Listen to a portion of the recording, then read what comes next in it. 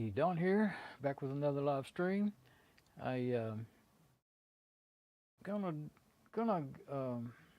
figuring things out. Hey, Don here. Let me see. Don here. Okay, yeah, we got sound, we got video. I figured out. I'll get on the desktop and I'll just show what I'm talking about. I figured out there's on the new streaming tab there is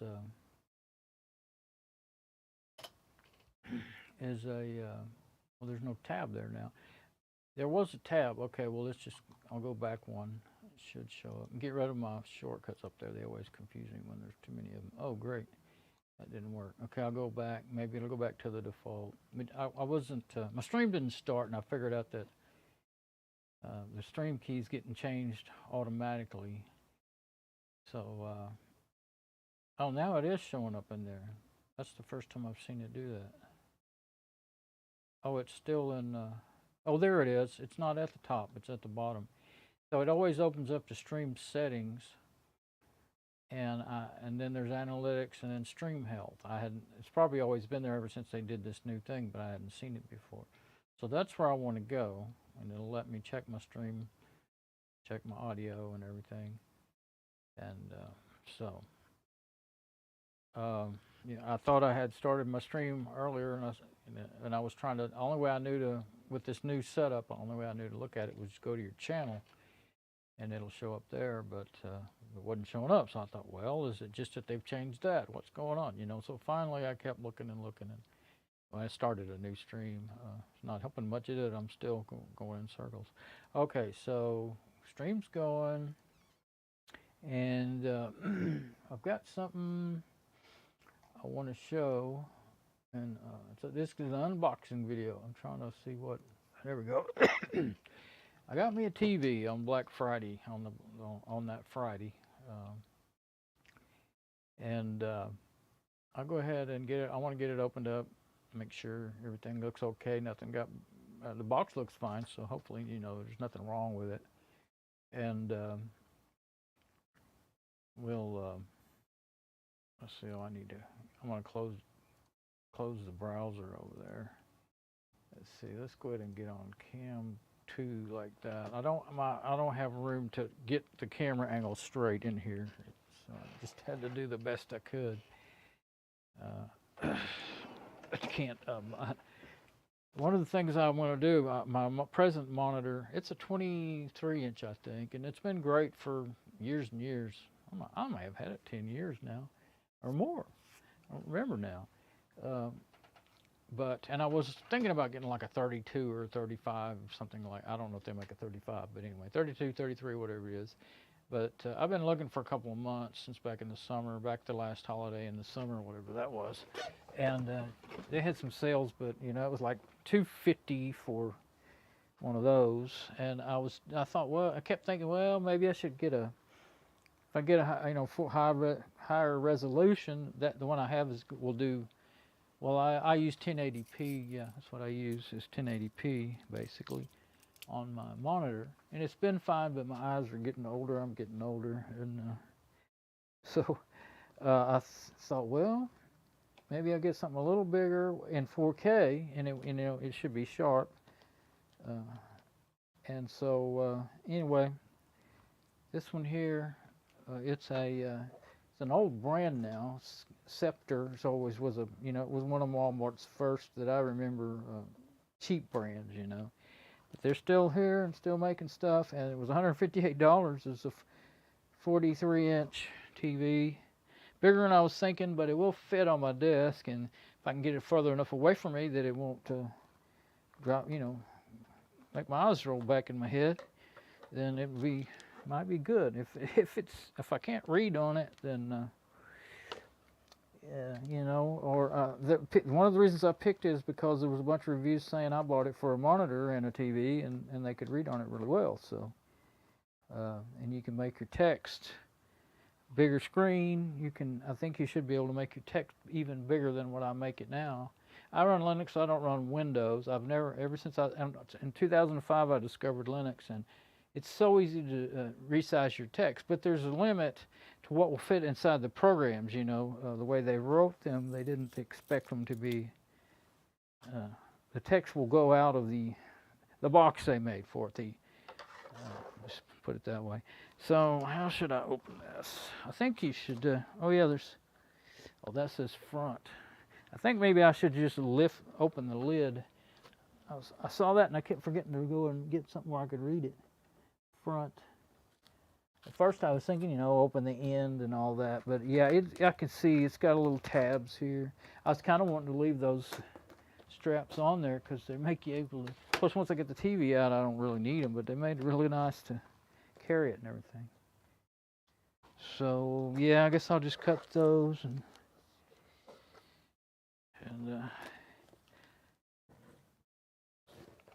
doesn't matter where you cut them. There we go.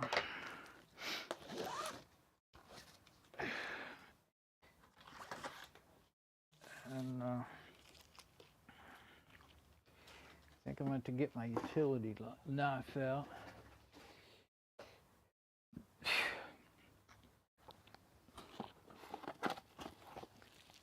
Out of the box there. Let's see. Got stuff.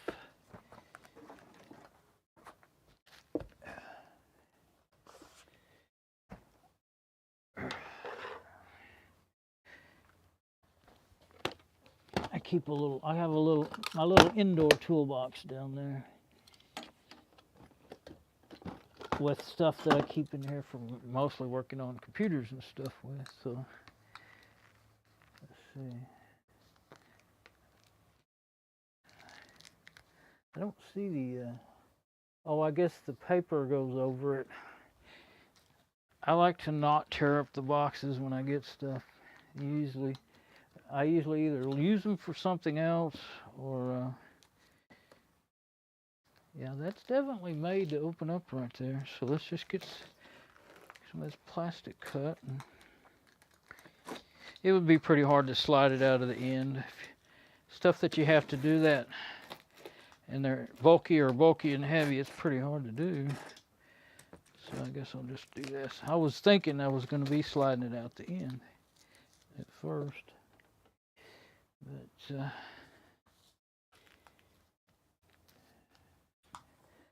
oh, it looks like it's, oh, I see. Front. So it's really made to open it like that and then slide it out, unless you want to start cutting up the box. I don't want to cut up the box because if I have to send it back, there's something wrong with it. Definitely don't want to do that, yeah. And mess up the box for that. So,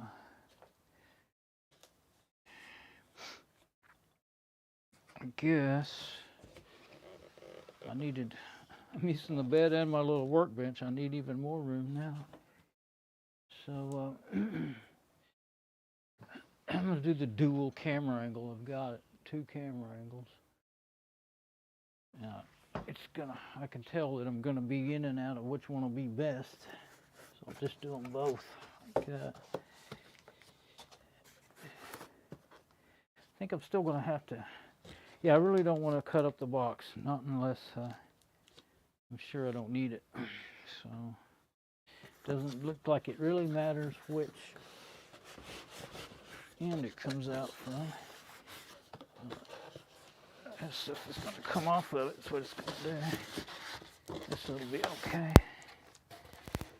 And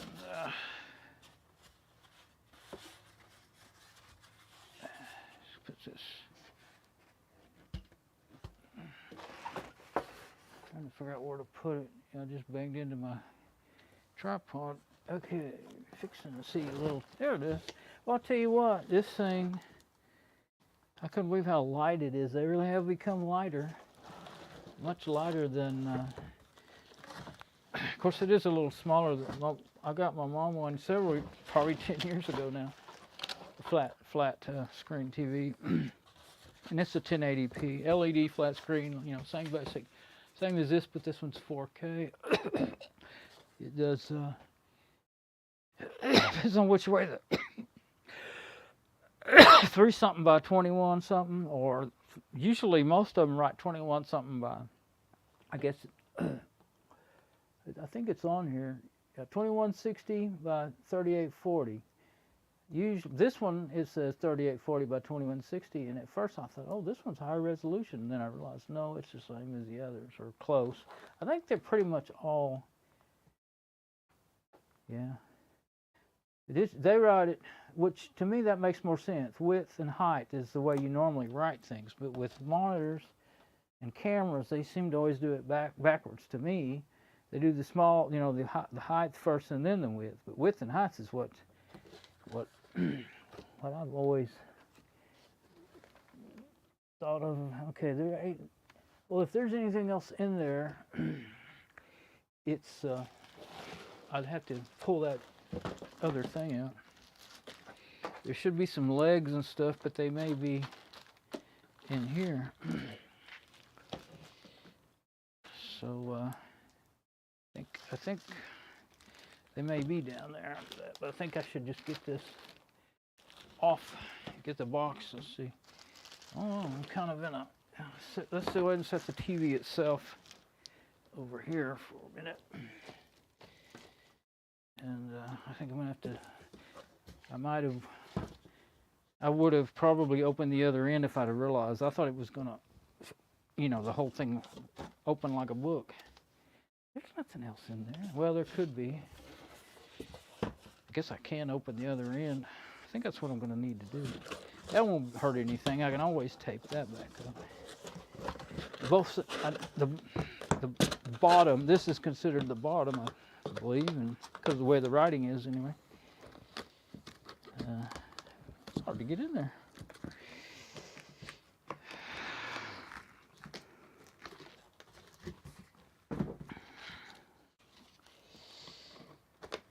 There, that one went in.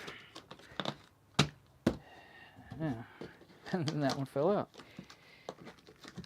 Yeah, I didn't really want both of them flopping like that. See if I can get that out of there.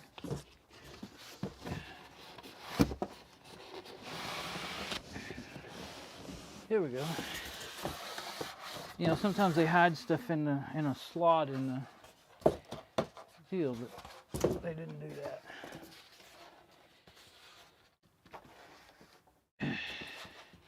I'll just leave it out for now. I'll put it back in once I'm done fiddling with everything. But that's it. There's nothing else in the box. Oh, yes there is.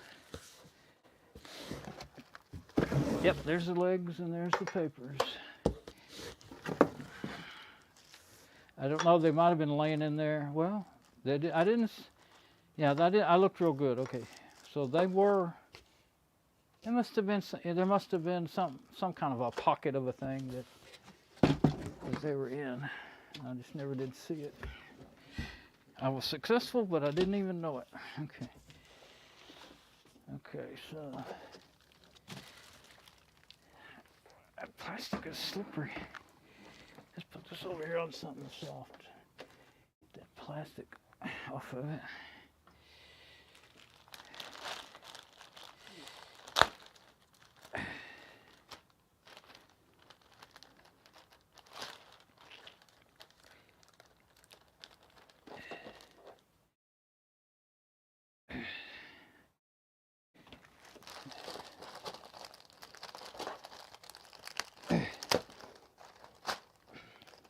So, yeah. Try it this way.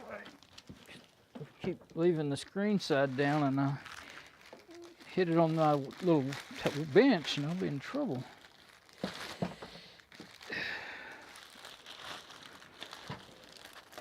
Yeah, I hung that other one on a VESA mount on the wall. Big articulating mount. Boy, getting that thing up there by myself was pretty hard. This one, especially since the old TV, we had like a 35 or 45 inch console TV, and it was still sitting there. Actually, we never moved it. It's still there. We thought we'd get, you know, like a media cabinet or something, but we never did. I mean, it still works. There's nothing wrong with it. You don't have it hooked up to the antenna anymore, though. So, but it's nice looking too, you know. Part of it's made out of, you know, it's kind of a mix between the veneer. It's pretty good veneer and some real wood. The old CRT TV. Okay, so there that is. So here's the little legs. Hey, those are steel legs. How about that? I mean, dang. That's good. You know, I haven't seen steel legs on anything in a long time. That ought to be strong enough legs to hold it up. See, what I'm planning on doing, can't see it right now, maybe later. I may, yeah.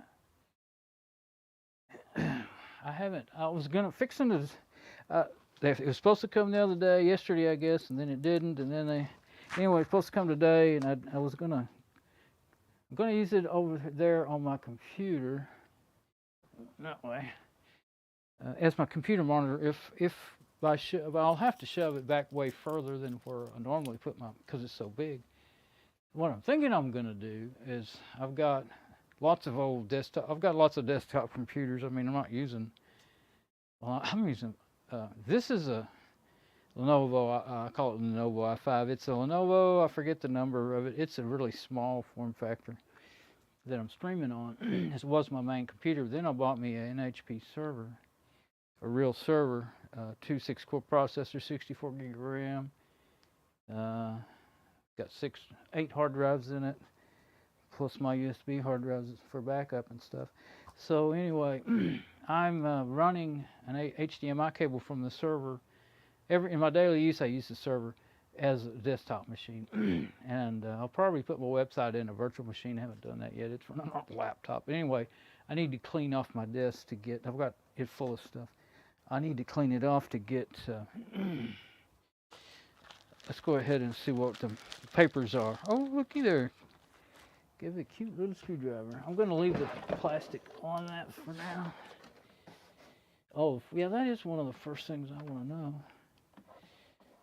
But I don't want to lay it on that. So I want to know what connectors really look like. So,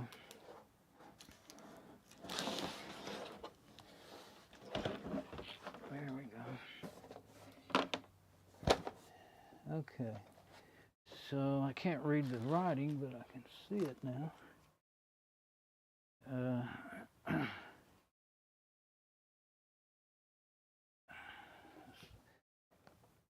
Headphone, yeah, okay, good.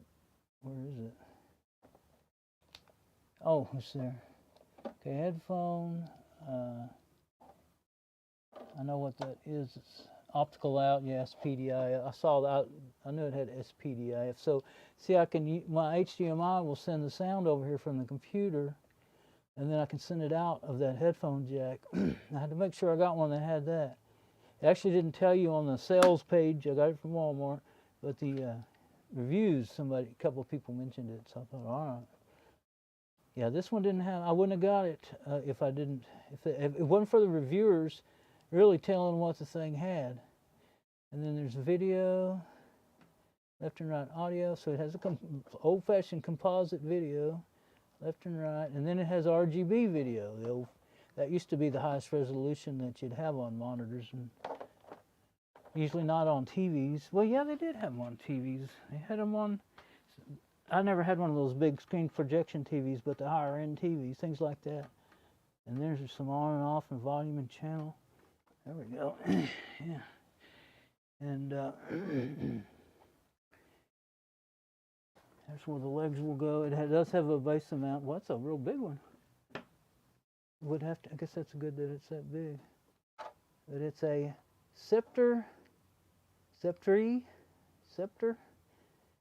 U7TV-83BA. Okay, yeah. Where's those HDMI? Okay, there's the HDMIs. It has something I never heard of, and I had to go look it up. There it is right there. HDMI 3 is ARC, and it's supposed to be able to, it sends and returns audio, and I still don't get how it says it can go, the audio and video you can send it to your audio system, and it'll come back down the same cable. Well, you still would have to. I've heard of them having pass-throughs, and so to me, all I can think of, I don't have an audio system like that. All I can think of is, you know, a pass-through where you plug the one cable into it, and then you plug another one out of it, going on to the. Well, you wouldn't. You're going to the audio system. I don't know why it doesn't click in my brain how that would work. But what I have is an audio amp setup built. Got 2 car audio amps, powered by computer power supplies in an old computer box, and I've got 6 speakers. They're all stereo speakers, so they're all full. I don't have a crossover or anything. They don't need that because they're all full range speakers. And then so HDMI 2 says on them 4K 60 hertz. Yeah, it's a 60 hertz, but that's fine. I'm not getting it for playing games or anything. I don't do none of that. I just want to be able to read on it. And sometimes I hardly ever watch TV, but I watch a lot of video. But I do it through the internet. So, but that TV we've got in there, so like I said, it might be 10 years old now, and it looks fantastic. So don't really. I thought I would go ahead and make sure I got one that was 120 hertz, just because they say it's better. But then, you know, the prices and all, I decided, well, I'll pay, you know, that much more, another 100. Like this was 158, and 250 would be about what you'd get pay for one of these or more if you catch it on sale. Pay about 250 or 259 or something for one that's. It's 120 hertz. I saw some one day when I was looking.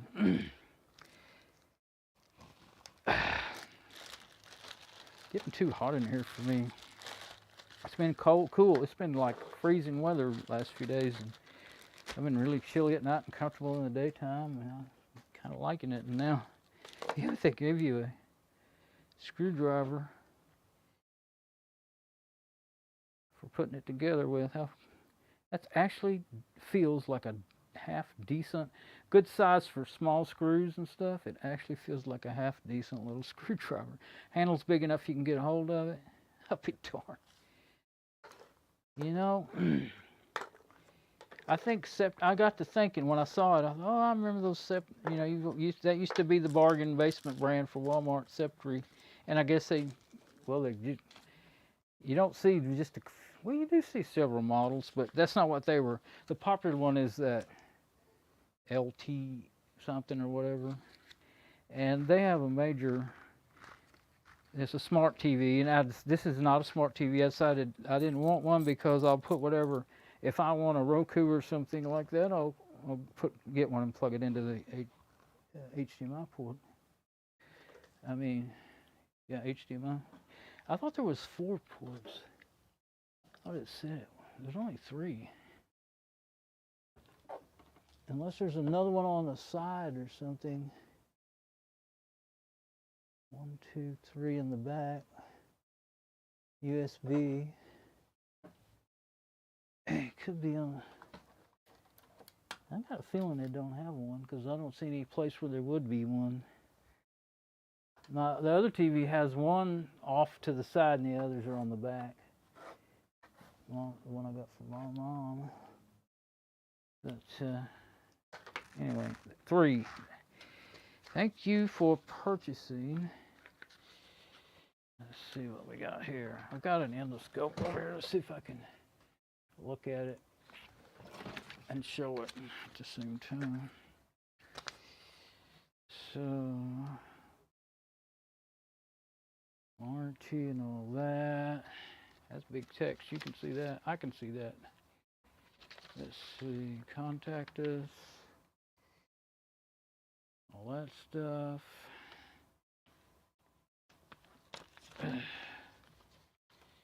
What's that about? I don't guess I have my camera really at the optimal height, do I? I can bring it down some. Won't be able to. It must be the light in here that's causing that. I'm not going to sit here and read the whole thing anyway. It tells you about the display menu. I'll be probably needing that. It only has a 1-year warranty. And got a big old bunch of papers for that.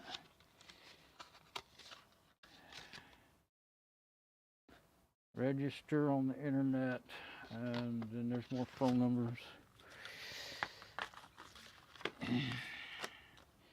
And yeah, there's some batteries over there for the remote. I actually could use that magnification to read that maybe if I can't see it from where in order for me to stand where I can put it under there, I can't see it.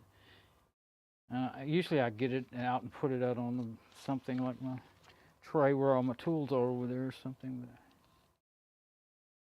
But let's see. But I didn't want to spend forever, you know, in this video moving cameras and all that, so I am going to opt not to do that. Now, let's see. I'm not going to try to show it. I'm just going to tell it.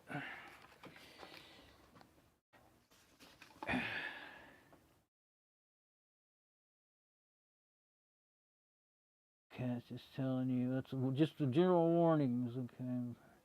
Don't mix the batteries and old and new ones and whatnot. And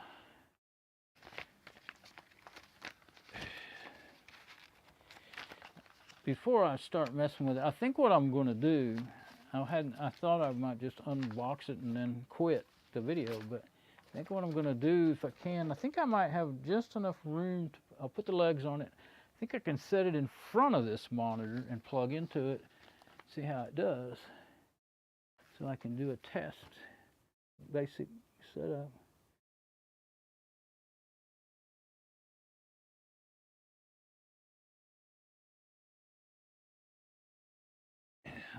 The one thing I do want, you know, I haven't set up a TV in many years. I don't go in there and watch that TV. I just watch stuff on the internet. So I don't even remember what buttons do what on the remote. You know, I have to get my magnifying glass and read them to see. Okay, so let's see the user's guide. Still do not see a setup guide.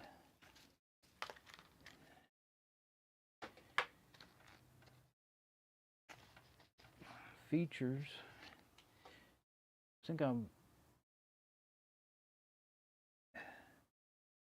oh, here's some press menu remote to open up the OSD. I'll have to do that as I get it going there. Okay, so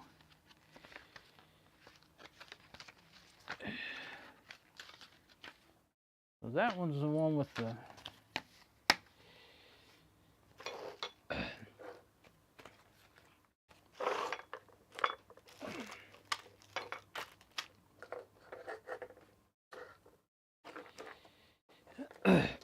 I won't put anything in the batteries in the remote until I'm ready to use it. But I do want to get the legs on there. Move my little workbench and turn over my chair. Scoot up here and put the legs on. See how wide these legs are. If they're on there. Yeah, there's just going to be, I think there'll be plenty of room. I'll move the keyboard and stuff that's sitting over there. I won't try to show that right now. Stuff I have right on the front, in front of my monitor. Looks like I do have room to just move that stuff. Right and left, okay. Ah, okay, they're labeled R and L. Oh, right, left. Right, left. Oh, okay. That makes sense. Where's that picture?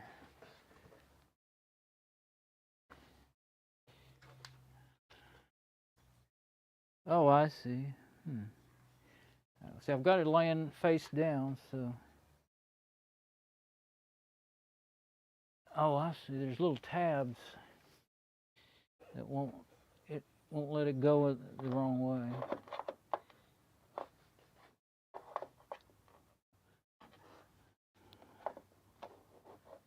What I'm wondering though is which way does it really need to go? Now that one wants to go like that. I think you need to do it the way it's indexed there. Yeah, you really can't do it different. Okay, well, that's all right. Yeah, okay. I like that. Now watch it be terribly made cast aluminum. It's cast aluminum. My second job, I worked in a machine shop with a foundry in it, and I poured aluminum and brass. But not for very long though. I was 17.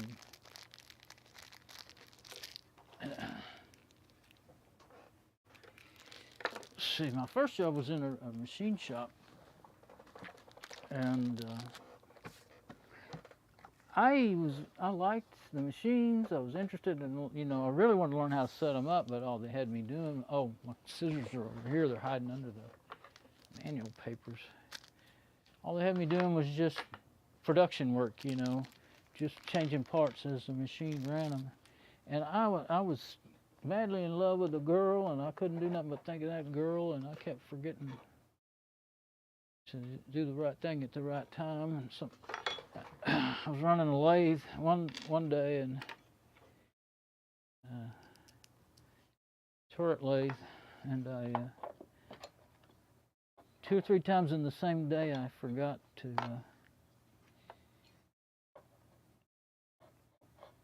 I turned it on with the chuck in it. You had like a drill, a chuck for a drill. It's a lot bigger, and that thing would sling. Hit the floor one time, went up in there and bounced around another time, and then the other time it came within about a foot of hitting my boss, and he wouldn't let me run the lathe no more. I did learn how to. Later on, when I was older, I was a tool maker, and so I remembered how to run a lathe because that shop had a lathe. Anyway, I'm talking about other things. Oh, every time I've got that lighted magnifying glass. I had that right on the screws, I thought, a while ago. This says L, and that would be L.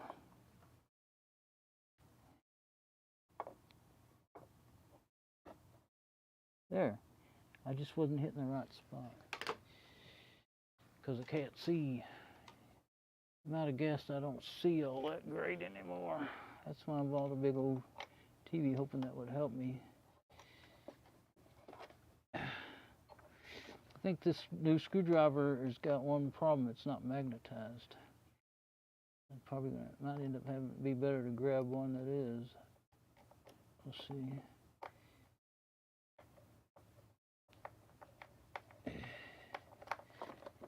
It does work just fine. It's not really a big enough head on it for these screws. I mean, it's working, but I think I will. It's kind of good, all right for starting them, I think. I'm really so used to a magnetized screwdriver that's kind of aggravating the crap out of me. I don't know if any of my. I think that one's magnetized. Either that or it just fits nice. A little shorty. I can't see where the hole is. There.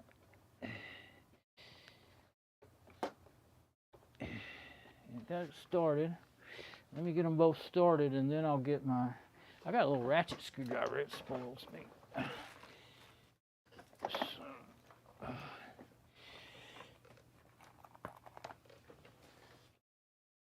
Yeah. What did I do with the other one?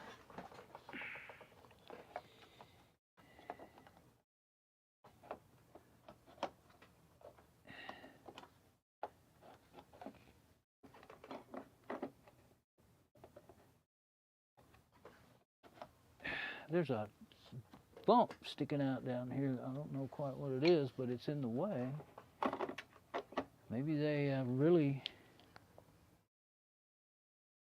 It didn't look to me like the legs could go. There's actually an L and an R on there, but there's an R on here and an L on that.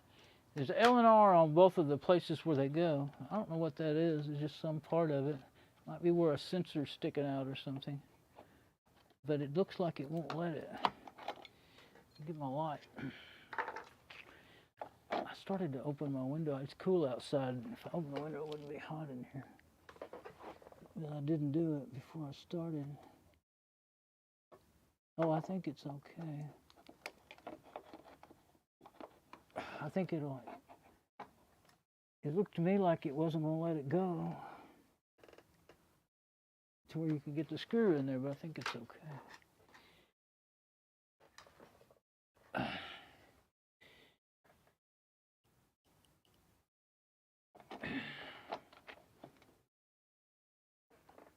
Oh yeah, it's got such compound angles that you think it's not lining up, but it actually is perfect. Yeah, it wasn't hot like this a couple hours ago. All day it's been nice. I think my mom got up and turned that heater up. And today is really not that cool of a day. It was like 50 something today. It may be cooling off tonight, I'm not sure. It's 48 right now. See, it doesn't need to be on that much. I may have to, well, I can't really get by. Well, I've got that camera set up really high on the tripod. I can't get by there.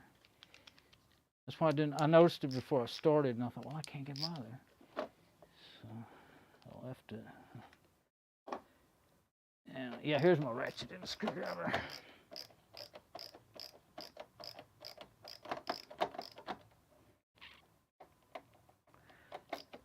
Because these are like, you know, they're kind of self-tapping into those plastic holes.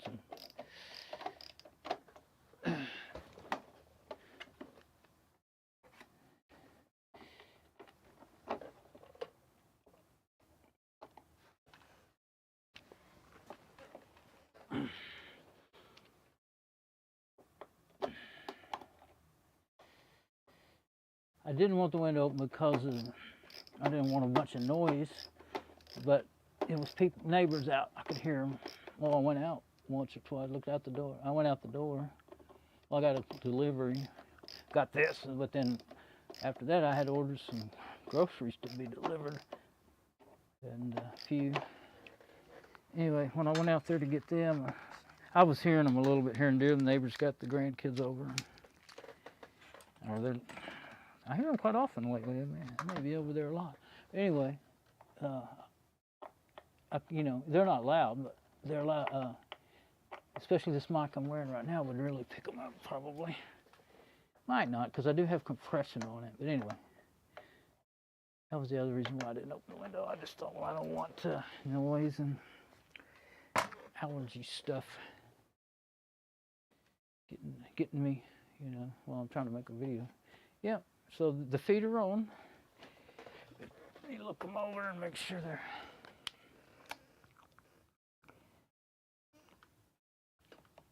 that they are seated properly in the right place.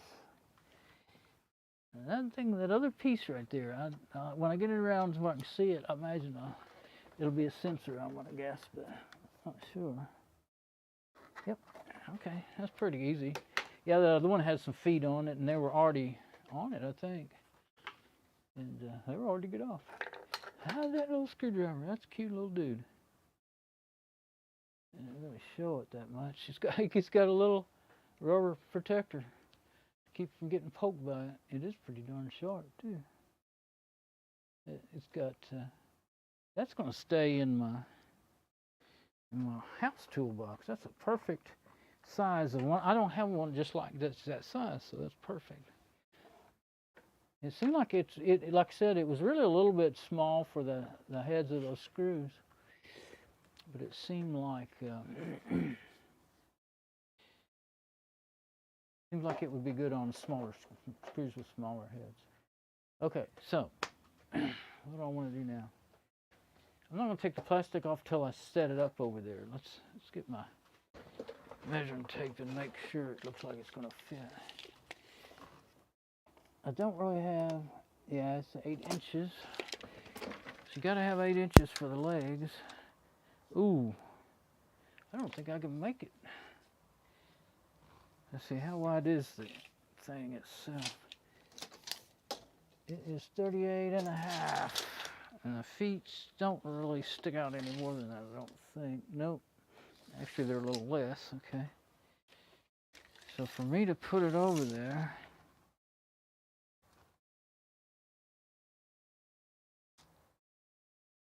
yeah, it won't fit out up in the front. That's why I had planned. See, I was saying that earlier. I was gonna either get one. I've got 2 computers in my rack down there. You can't see them below here. 2 desktops, and then there's one up there. And I was gonna put another one over to the right on my computer monitor and set it on top of there. And that's the way I was thinking I would use it if the angle wasn't too severe, if I can read good, because I really lean back in my chair and I'm always looking, trying to fight with trying not to see the bottom of the frames of my glasses. Yeah, this thing is not wide enough for it to sit on. It's only 36. Can't sit it on the bed, it'll turn over. So the only way I can test it is to do all, that's a whole lot of work that I don't think anybody wants to see a video of anyway, of cleaning all that out. I'm getting tired too. Let's see. Oh, let me measure over there one more time. Just for testing purposes. No. It will not sit there. Well, yeah. There's like, nothing can move more than maybe an inch up here on my desk. You can't see that now because the way I got everything. Let's go ahead and move this where you can. I'm just going around in circles and jabbering. It's probably enough right there. And I'll get on just to get on that camera and see what I'm talking about. Okay, so just measuring 38. What did I say? I think it's 38 and a half. Well, no, it's 38 and a quarter. Okay, and the legs themselves, 38. Okay. So 36. It'd have to go in behind my TRS-80 there. I can't see what I'm talking about. This is my TRS-80, my Radio Shack TRS-80 portable that I haven't opened up in years now. I wanted to do a lot of playing with it, but I haven't really done that. The only way I could get it eat behind that a little bit, because see, I got the CD rack over here, and it's not moving an inch. I mean, I could turn that thing, that computer there, I could probably move it a half of an inch. But it would be, right now I wouldn't mind if, you know, it was in behind that a little bit and everything, just to test it.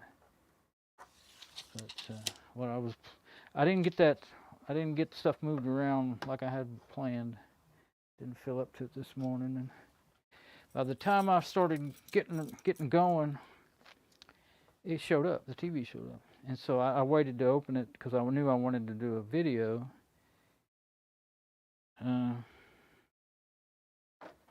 This cord has something to hold it there. I'm thinking is maybe I'll just have to set it on the floor right there to test it, because I'm not risking setting it on the bed, having it fall and get damaged. It's got to set on those legs. I don't have a well, I don't have I've got a couple of monitor articulating arms. One's for CRT TV, and the other one was for a monitor that you clamp it on the desk, and it's got a nice long arm. I'd have to build something to make it. It's for stuff to set on it. It's not like a VESA mount, you know. I don't know. I wasn't really wanting to do that. I just wanted to either set it on top of a couple of desktops up there, and if I can see it good like that, I'll just have both monitors there. If it doesn't work good that way, then I'll put it on the desk and shove it way back, and that means everything has to go that's on the desk. Do you see when I'm sitting here? Normally, for the last 20 years, I used to have CRT monitors, but maybe not quite 20 years, 15 years since I've been, had this stuff in this room. I sit here like this, and I'm leaned way back. I better watch out because that leg didn't, that back wheel, those wheels won't spin right anymore. The thing is wore out, and the whole thing is wanting to turn over. Anyway, I have to make sure and get the wheels turned the right way. But if I relax, actually I use this pillow. My neck hurts if I don't support it. So I use this pillow, but I have to always turn my head down, and it does end up making my neck hurt a little bit.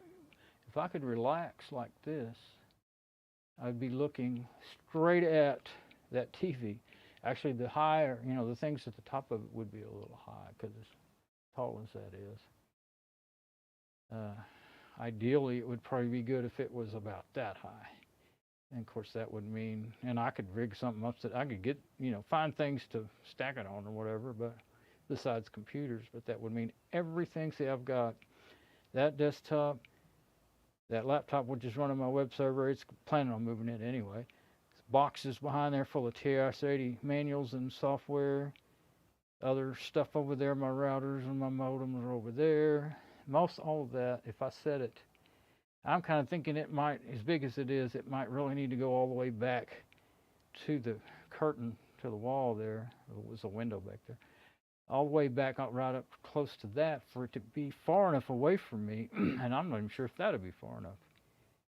But I thought I would first try setting it up above that monitor on top of those couple of desktops.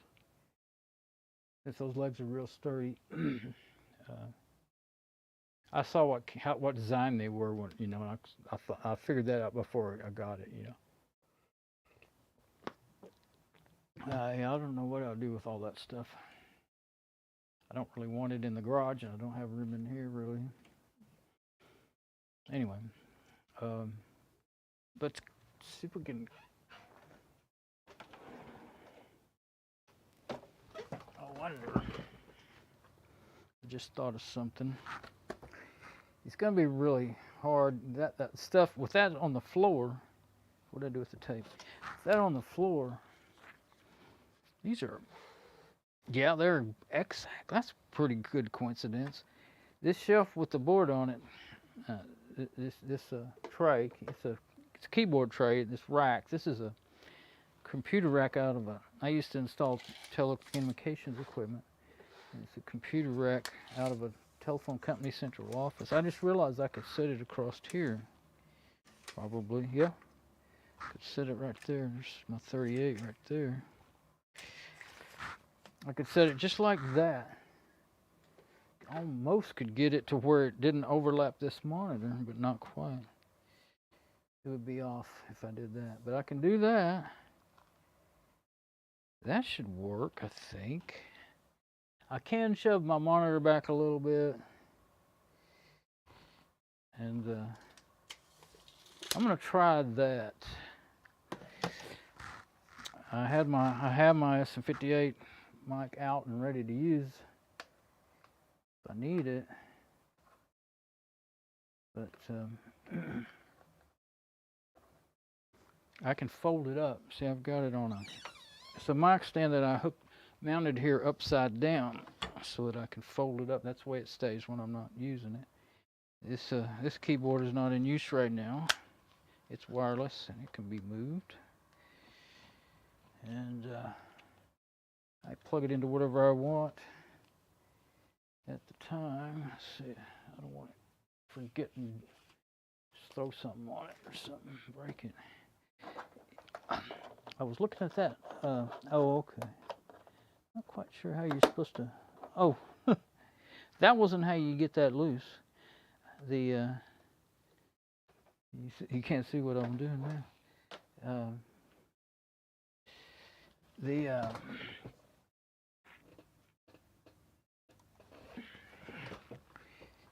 I was trying to figure out how to get the.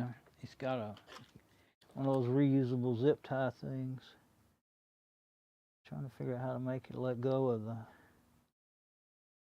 cable, and instead the whole thing just let go. There we go. You just kind of just let go. It was just stuck on. It's just a stick-on thing. I don't think it's gonna stay on there. I'm gonna leave it like that until I get it put where I want it. I'm gonna tighten it back up some. Yeah, I'm gonna stick it. It'll probably stick again for a while until I get it set where I want it. Let's see. I'm gonna have to move my stuff, I guess. I'm done with the scissors. Oh, that didn't stay. Yeah, I have it all ready to switch to if anything goes wrong with my wireless mic. Sometimes I use the phones over the Wi-Fi for cameras and wireless mic. One phone's the one I have in this bag on my hip is I use for the voice, and the I'm not going to put, like I said, I'm not putting the batteries in here until I'm actually ready for them, so that I don't accidentally turn it on or mess something up. I know it's going to go into a setup screen. Okay, and my HDMI cable is plugged into the monitor.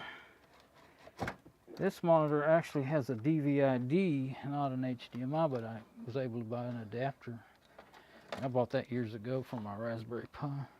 Able to buy an adapter to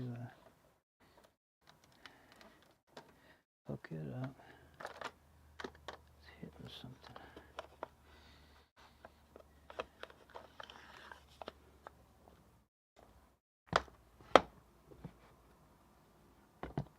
And it was hitting that little box. Those are sharpening stones. Oh yeah, that can go to the right quite a bit, and then back a little bit. This is how I'm monitoring my streams.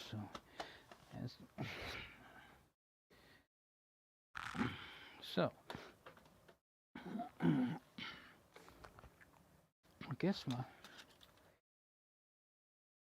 HDMI cable, I'll just put it, yeah, I won't even try to, it's kind of held, I don't know if it's, oh, it's not really, it's not tied in or anything, okay. Yeah, it just was put around the back of the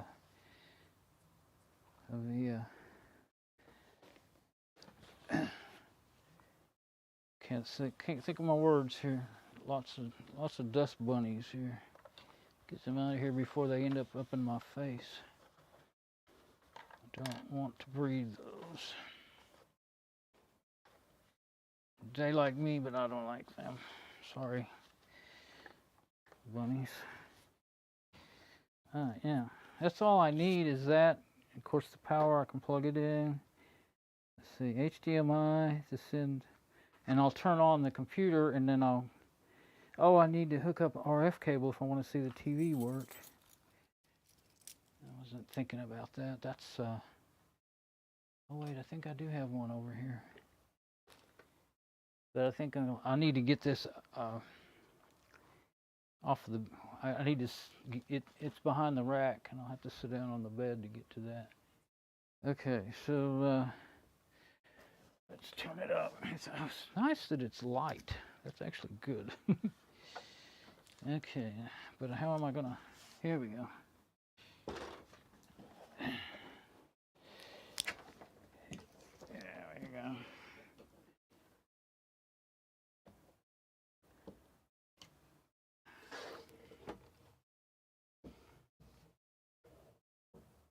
That's about it.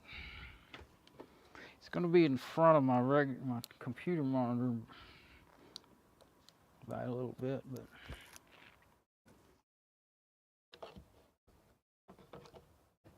it's hitting, there we go. It's hitting that, go back just a little bit. I want to make sure there's something solid. That board is great for making it level. I had it on there, I would set a keyboard, laptop on there, and then I could spin it whichever direction I wanted to. I have a CRT TV over there behind the camera that you can't see, and I used to turn it. Every night I would watch TV over there, and I would use the laptop to send, well, not TV, I would watch stuff off the laptop on the TV. And I would just spin that. In the day, if I wanted to use the laptop, I'd spin it towards me, and then at night I would spin it the other way. So I didn't use it, never have really used it as a keyboard tray, really. Actually, that doesn't even completely block except for knowing how to switch. Being able to see to switch things. Let's see, I don't want anything too close to the edge or anything.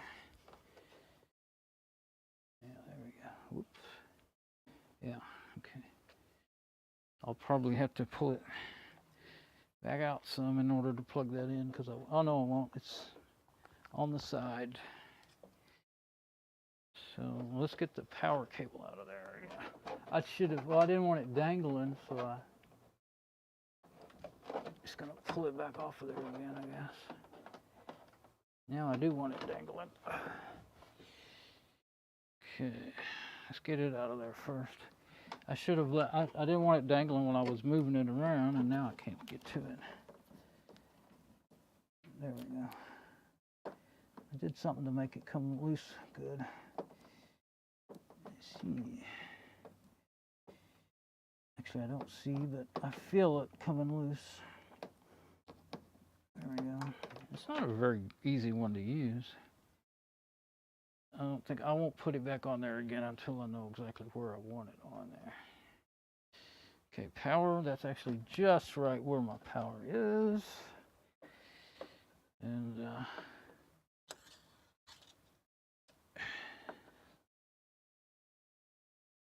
see which one. I don't think it. I think the number one would be the one I'd want it in. But let's look. One of those is that. Oh, it's the number 3. That's the audio return thing. But see what I'm going to do. Oh yeah, I need an audio cable plugged into it. Where is that at? I forgot where that was at. It's on the back. See, I can't plug an audio cable in until I get. I have a patch bay up here. I don't think you can see that, but that goes to my amps. But I need to get out a cable. And I just need a. So I've got one that's hanging free. I had one that was always hanging free in case I needed to use it. But I think I took it off. Oh, that one goes to my amps. That one goes to the computer that I'm streaming with. That one goes to the server. That actually comes from the server out of a little USB sound card that I have on it. But I am trying to.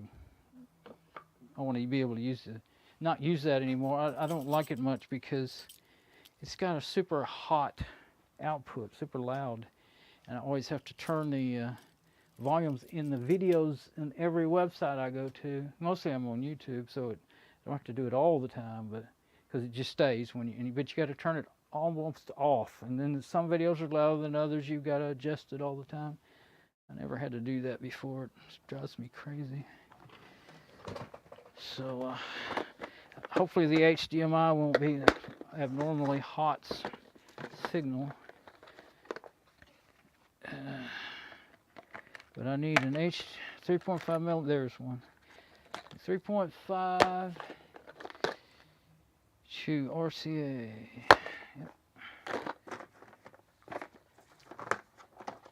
I should have plugged.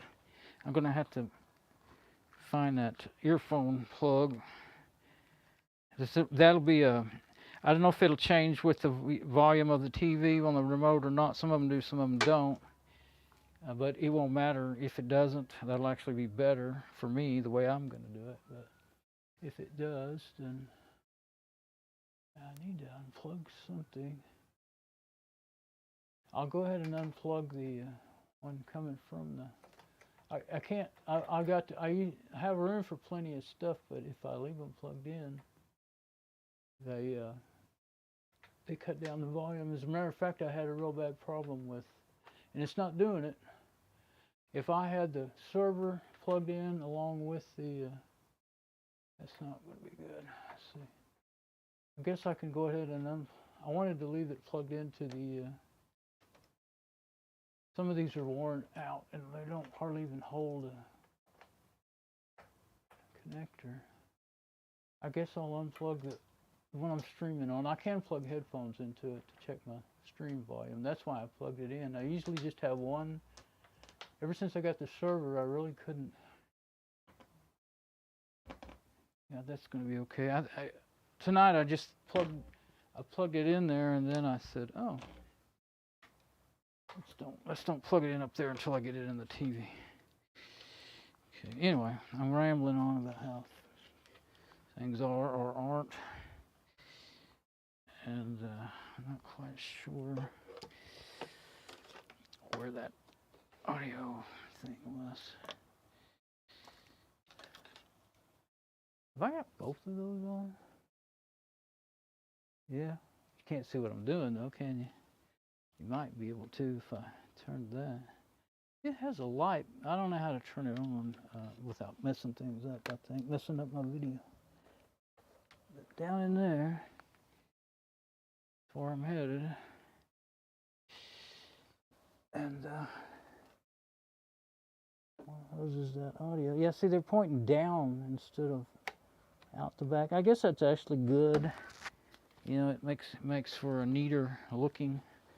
Well, you can put it close to the wall, like on a vase mount, and you could put it right up to the wall without any problem. That would be a good thing. My board can rock. I don't want it to do that. Let's see. I forgot. I looked it all over, but now I've forgotten where it was. Ah, I see it. Okay, so SPDIF. Yeah, there it is. You can do it by feel. I think there's only one. Yeah, there's only one 3.5 millimeter on the thing. So hey, it holds pretty good too. SPDIF, all those. Composite, RGB, everything. Oh, there's a, anyway, got it. Red.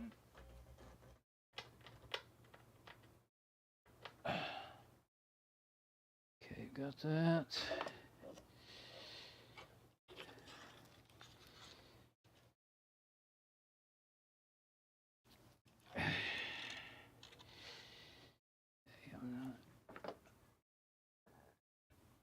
There it is. I'm really not sure what I'm aiming at. It's the camera.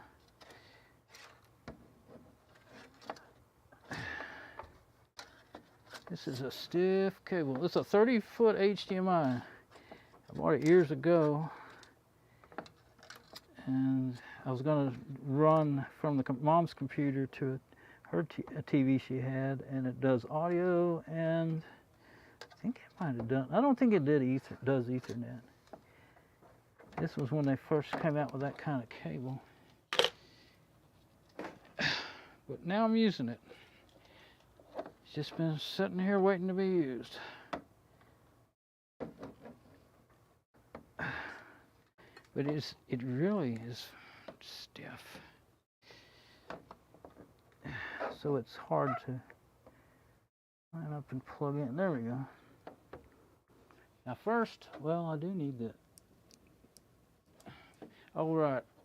Okay, so I will,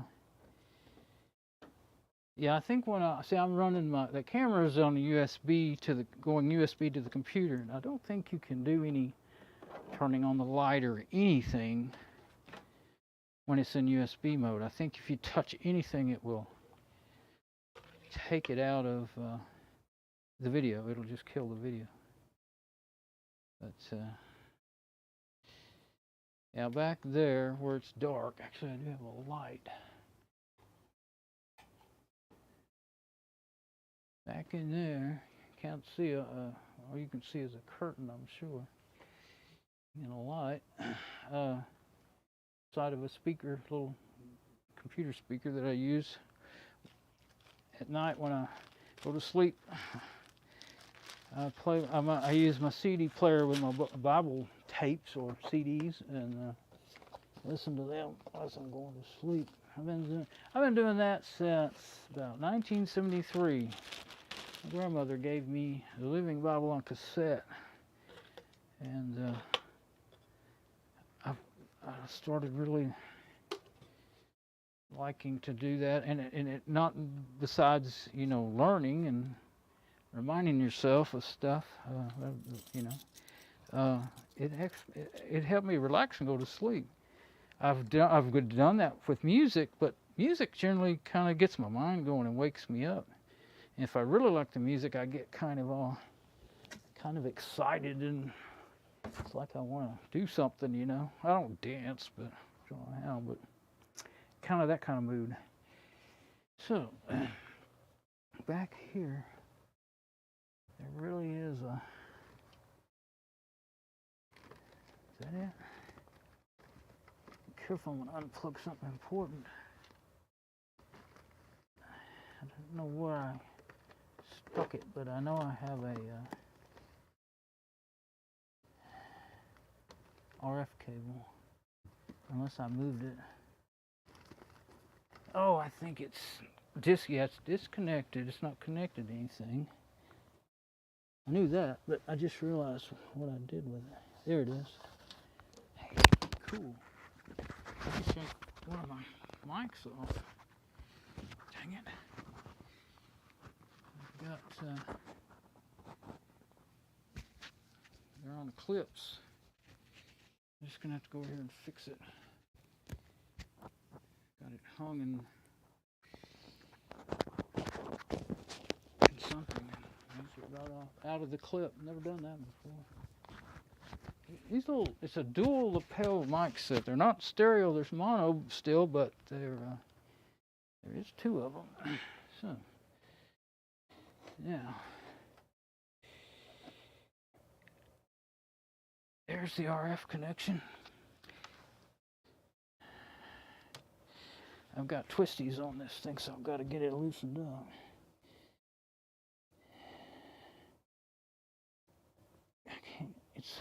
It won't come up off the floor hardly far enough for me to reach it. If I get down in the floor, I may not get back up, so we don't do that. There we go. Okay. This, I believe, I hope, after all this, is hooked up to my antenna, the TV antenna, through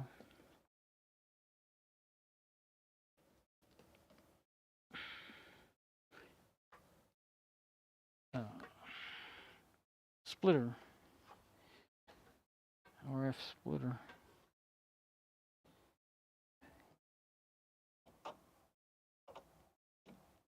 Because there's an LCRT TV still over there. I have a SVHS VCR, which still works great. Used to record my shows and watch them, that way. Doesn't act like it wants to go in there. I just can't see the line things up, I think, is my main problem. There we go.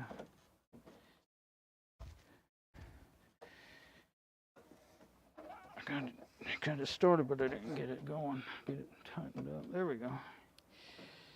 I don't need it tight. I just need to make sure it's getting a good connection. This connector, once it gets started, it gets really hard to turn though. So you pretty much always got to get a tool to finish it up.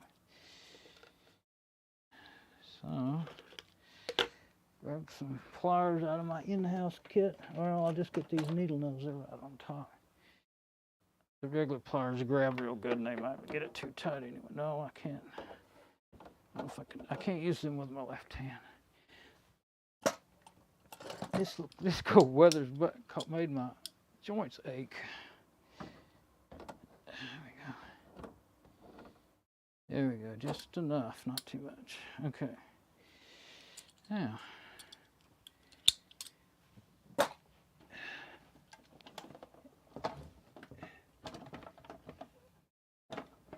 good enough. Now, get those twisties off of there.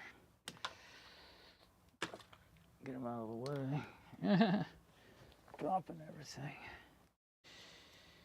Okay, now, what I think I'll do, oh, you could actually see what I was doing. How about that? I just guessed at aiming it. If I'd thought about that a while ago, I would have had that light on it. But I can move this camera. It's got a 16-foot USB cable, so I can move it where I need to show another angle. So I'm going to do that. I had it twisted to the leg. There we go.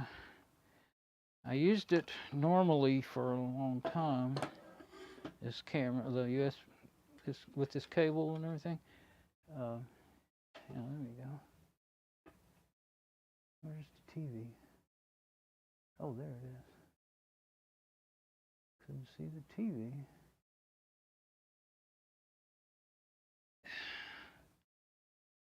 Where's that twisty? Oh, got that RF cable kind of wrapped around it, or it's going. Well, I see. It's not wrapped around it, but yeah. I don't want to actually. Yeah, I don't want to yank this thing out of the computer. And then I had it kind of twisted tight onto this leg, and I think I'm going to do that again to make sure I have a little, I don't accidentally change my video.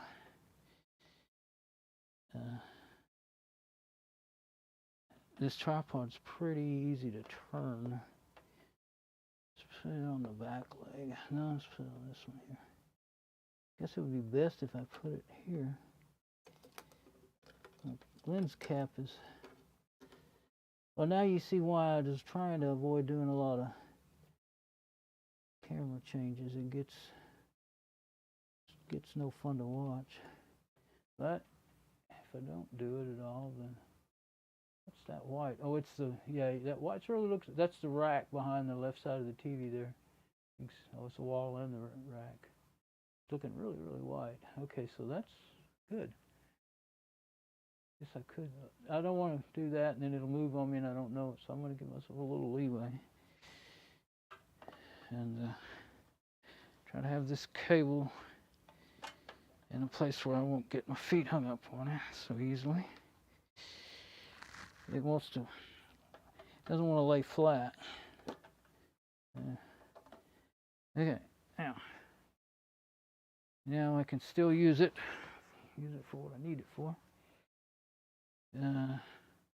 I keep thinking, oh, do I need that keyboard? But no, the keyboard, I have a KVM switch, and all I have to do is switch over to the device that I want to, the computer that I want to use it on. So that's over here on my desk. But we're going to need to get this plastic cover off of here now. I want this tape. This tape is wanting to stick to the monitor.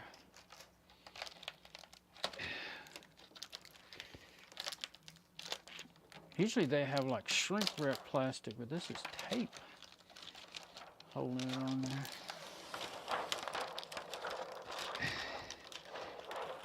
Yes, and the plastic's coming out from behind the tape.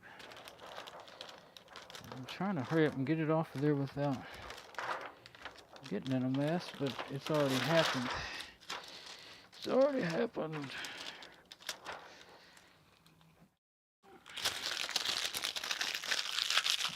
Tape works good. It sticks to stuff still. This thing off of here and away from here before I have more trouble. There we go. I just cut and wad up these tape before it gets all over everything. I think that's already happened.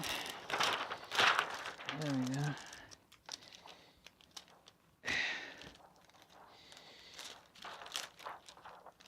There we go. Oh. Yeah, a little, oh, that was an oddball sticker. Oh, I see. I saw this white thing. I thought it might be some sort of thing to show that you'd peel that off, you know, but it's just a piece of white plastic. Maybe that's what it's for, but, you know, usually it'll divide a label or something. And once you do it, you know, you can't put it back, but there's no writing on it or anything. Okay.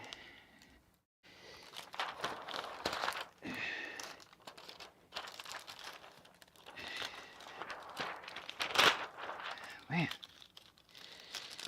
In this tape, we're not friends. Okay.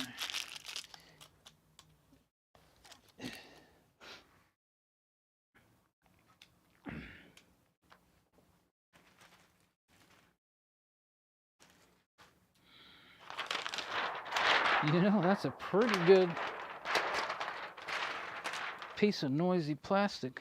Seems like there ought to be a use for that. That's what I think about everything. Okay, now part of my computer monitor is covered up, but I can live with that while I'm getting this thing nice and clean. Don't have no dust on it. Just make sure it's not in a bad place. Okay. Yeah, I don't want it any closer to the edge, because if I decide to do something and I move it somehow without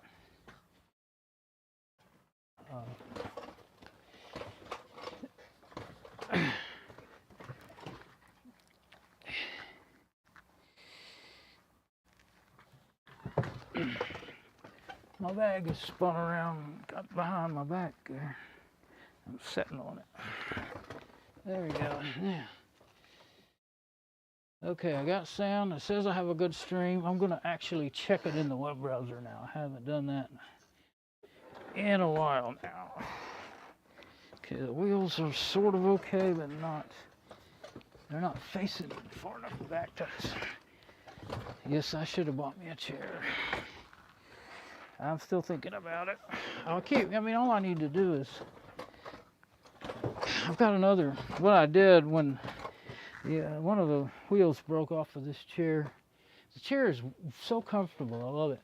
But one of the wheels broke off years ago, and that's the right direction. It's got to be going back or it will tilt, flip over. I've flipped it over before. I think it happened when I fell into it, you know, and landed in it, and it turned it over. But anyway, all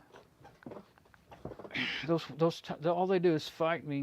They're always harder to turn on a carpet, but they're just so worn out.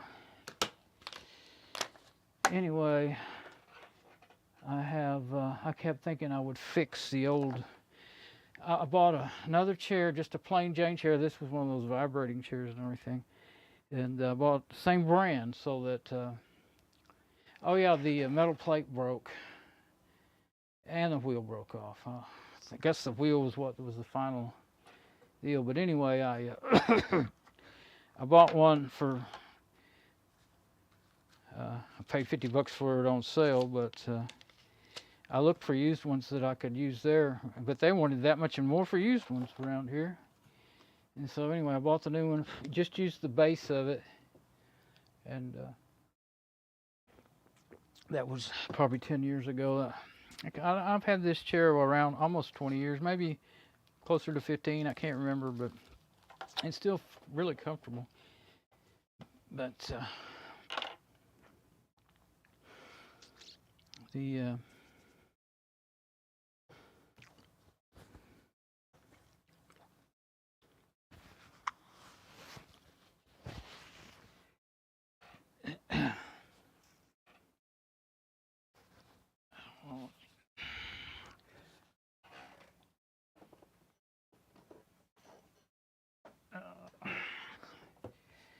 Okay. Yeah, next I want to get the remote. I don't have it plugged in yet. Well, let's don't do that till we get the remote ready. I'll turn it on, and you know, it's probably going to want to set up channels and stuff, and then I'll boot up this server and see how all that works out. See how many distracting things I can put under it there. But it's only spot I got to set stuff, so.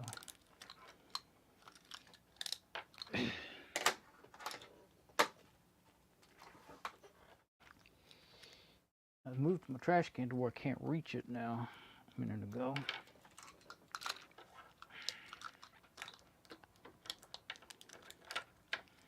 I almost cut myself with that stupid thing. Okay. Yeah, no, this is that shrink wrap kind of plastic that you can't hardly get out to save your life. You know, they always tell you don't use these batteries that come with this stuff, that they're crap. And I usually do pay attention. I think that's the same brand of batteries that came with my multimeter I got years ago.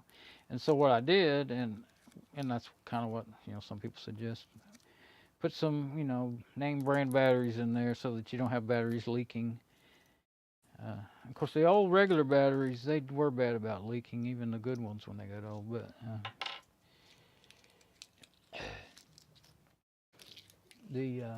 anyway, several years ago, I can't say how many now, 5 at least, bought that multimeter, and these batteries like it. I put them in a plastic bag in there with some of the other attachments, and I haven't checked them in a while, but I check them every once in a while, and they're still good. So they're better than they used to be. And I have seen plenty of these name brand batteries. They last a few years, they last a good long couple of 3 years maybe, but they leak. I think they leak easier than the cheap ones now, or just as badly. Let's see. Power, info, volume, menu. Yeah. Okay. Batteries.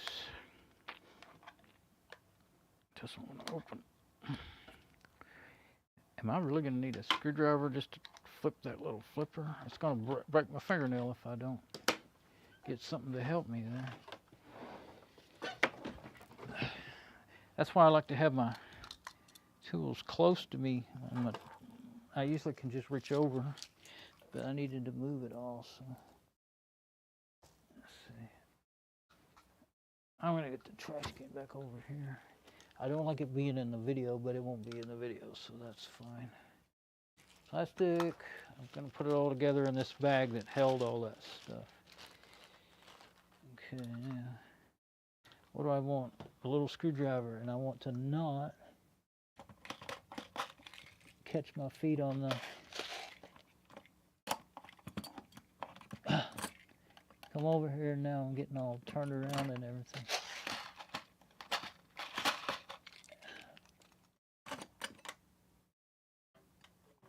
Just trying to find... There it is. Regular screwdriver. Regular. Okay.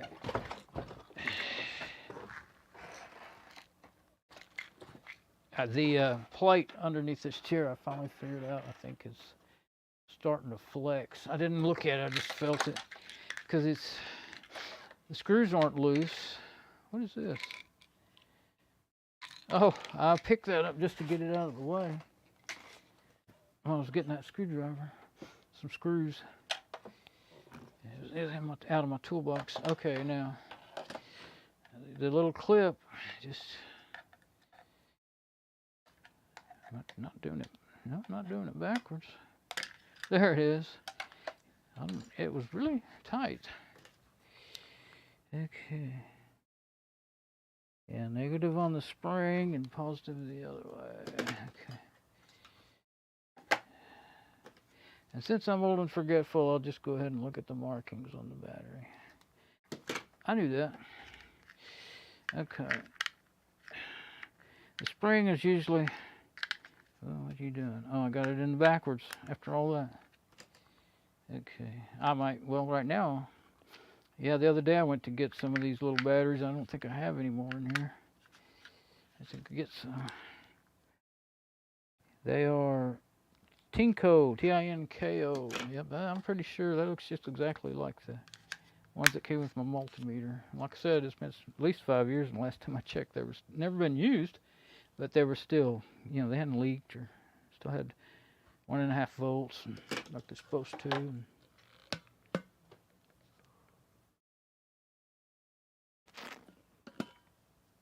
okay, now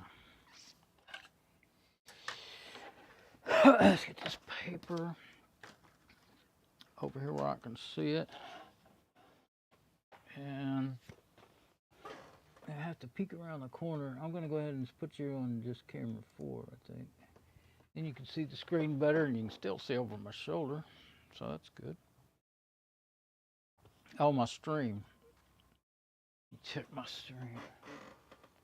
I'm just going to leave it like that because I can't see good to switch it, and I'm afraid I'll forget. You know, when you have it on the wrong one, I do that sometimes. Let's see. I really didn't mean to leave that other program running. Okay. The more stuff, you know, you have running, the harder it is on the computer. Yeah, it didn't shut right away, so it wasn't a good idea to forget that. Let's see how my system resources are doing.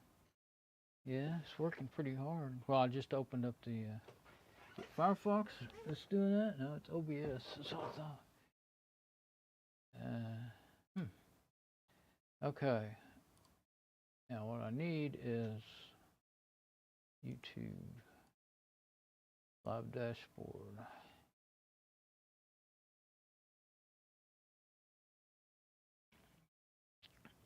See if my stream health is still good and my audio is still working. Sometimes you have a video, but you don't have audio. The program is the OBS is pretty good about telling you health is still good and my audio is still working. Sometimes you have a video, but you don't have audio. The program is the OBS is pretty good about telling you health is still good and my audio is still working. Sometimes. So I have to get out my headset and plug it into the computer. I didn't want to have any problems with the audio on the new TV because that patch bay is an old-fashioned. It's homemade by my dad. My old buddy's dad was an electrical engineer, and he made it. And he was a guitar player, and he did recording. Had a little recording studio set up. I used to run sound for bands, and I've done some recording too. I recorded. Well, I didn't do it by myself, but I've recorded 2 albums over the years since '92. I was singing and write lyrics, but I can't play instruments, or I did. I haven't really done it in a long time. Anyway, I really like audio and video, and his dad died.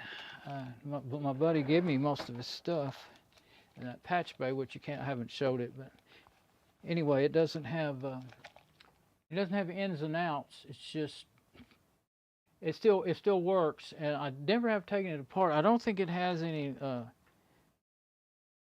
I forget, not resistors. I can't remember the right electronic component. There's one you can put in a circuit that will let the voltage go one way but not the other way. I don't think it has any of those in it by the way it acts. Anyway, and if you put, well, that's just the more computers I plug into it, the more the signal gets weak. Anyway, and if you put, well, that's just the more computers I plug into it, the more the signal gets weak. Anyway, yeah, it's working perfectly. Good. Okay. I used to always use the laptop. I had a dual core that I would use to monitor my stream with, but I can't do that. And this now I'm using. I have 2. Well, I have 3. Another other one's messed up, but. The one that's up there right here, that one is running all the time as my web server. I still haven't set up my virtual machine for my web server on my real server yet. Okay, so I don't know what story I was telling, but let's see what I'm going to kind of look at the accessing MEMC through the displays menu. Oh, without MEMC, with MEMC. So we want that turned on, evidently. That helps. Motion estimation, motion compensation. Okay, that's supposed to help. Press the menu on the remote to open OSD on-screen display. Select picture icon, enter the remote, and press enter on the remote. Select advanced picture settings. Option, press enter on the remote. Select MEMC button. Okay, turn it on or off. You'd think if it's so great they would have it on by default. Okay, that's all that has. So I guess I didn't see anything about like how to, I mean, used to when I used, well, like I said, I don't mess with actual TVs a lot, so I just kind of wanted to see if there was anything that was going to get me, any gotchas. It seems like a pretty decent remote, you know, for me. Already so close I can't hit the sensor. That probably is the sensor right there. It's the only thing. I don't see any holes in the front of it or anything. So I'm so close to it, and I see that I can't use stuff remotes good anymore. I have to get up and back up. That's probably what it is. Yeah, because it didn't have batteries in it. It didn't have one of those plastic things to pull out or anything. Try again. You would think it would work. Now let's see. You want to make sure it does work. You can turn it on with the, I mean, they're made to be used from real far away. Oh, you know what helps? It really helps a lot when you plug them in. I left that on purpose until I didn't want anything to happen, you know, before I was ready for it. Get that charger out of there. And plug them in. It does have a, there we go, polarity. Now let's see if it works. Oh yeah, now there's a red light, which may just be telling you, that's probably, maybe all that is telling you whether it's on or off. Yeah, it worked. I aimed the remote at it. There we go. Heard sound too. I heard quite nice sound actually. I mean, it sounded good, the quality. Okay, let's get my pillow for my neck. Actually, I don't need to be closer. I need to be further back. I can back up. Let's back up a little bit. Yeah. Don't run into that. And don't turn that chair over. I'm killing myself trying to be comfortable here. Okay. The colors do not, that camera, yeah, this camera, on the USB, it doesn't, none of the color settings or anything work, and I never noticed that before, but yeah, I see it on my computer. That it looks blue on the background where I'm moving my mouse over there, but it's actually gray, and over here it's very bright blue, like royal blue, but it's greenish. So the camera is doing that. We're not going to have any kind of a good representation from that camera as to what that thing looks like.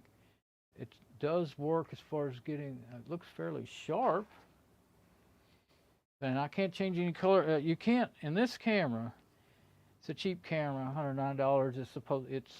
It's a 13 megapixel sensor, and they use software to bump it up to, they say, 48 megapixels. It looks all right if you put it on a tripod. If you're moving it around, it'll kind of get, you know, it'll get behind when you move it and stuff. So anyway, what I'm thinking is my phones do better.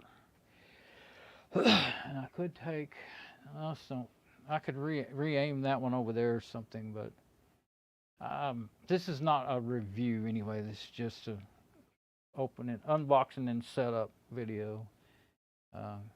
After I get through this stuff, maybe I'll put one of the other cameras on it and see how. I mean, this is just a setup screen anyway. Yeah, I'll just do that. I think. Could grab that one over there, the one I usually put on me, but where would I set it?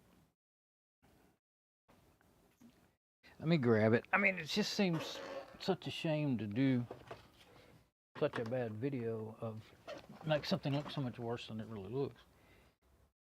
Let's see. Yeah, let's try this.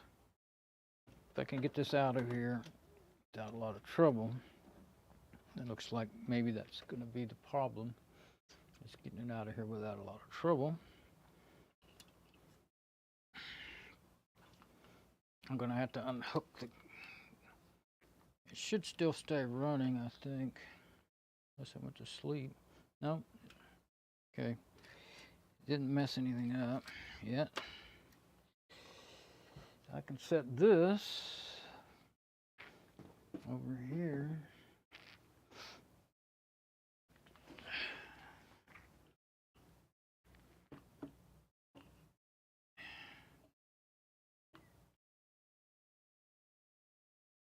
And redo it. I still need the power to it. You can't go but about at the most 10 minutes on these cameras without power to them. But so I have these long USB cables I use for that. But now I've got to find the right cable to pull through there. Which one is it? That one.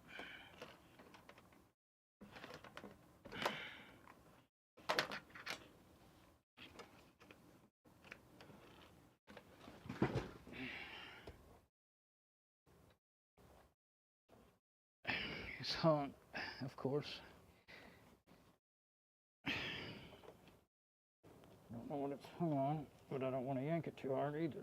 Oh, I see. There.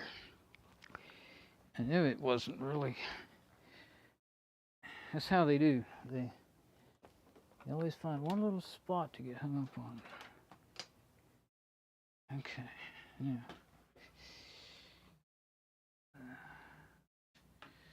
Oh, I'm gonna have to unplug that and move it over here.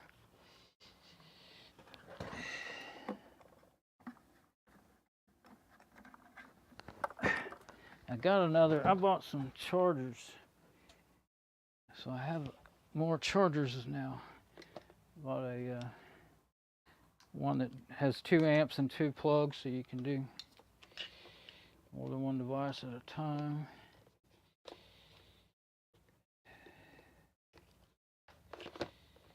There we go. This one's not as long as the one on the other camera. It's 10 feet, I think, not 15. Now, only thing is I don't think I can see to aim it without.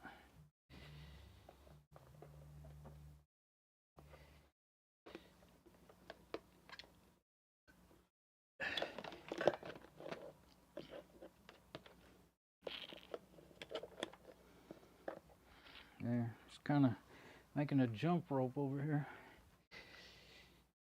Oh yeah, I can see that.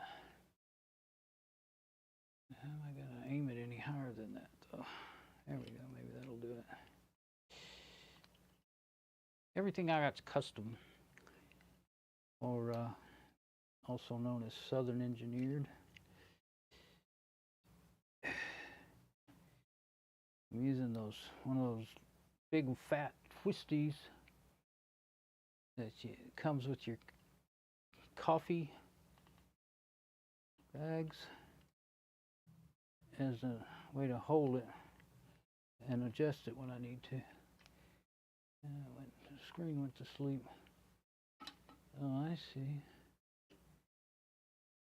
There we go. Can I get it to If I take it off of there, put it onto there, it might do it. It's not long enough. Put it where I want it, and it keeps going to sleep like it's doesn't have power or something.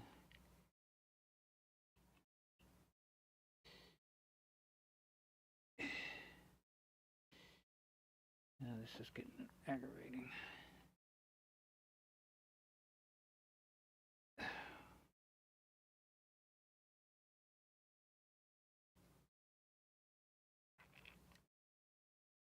It goes to sleep every 2 seconds here. There. Oh, that's not too bad. We're gonna go with that. I'm pretty sure the colors are gonna be good. This almost makes me think, let me make sure it's got, yeah, it should. This brand new charger, I have not really, yeah, I did confirm that it was working. I don't think I can see charging state without getting out of that. I can get out of that program. Oh, it's completely gone to sleep. But the video still works when it's asleep. And the way I have it mounted in here, I can't get to do the thing to wake it up. Can't do it from there.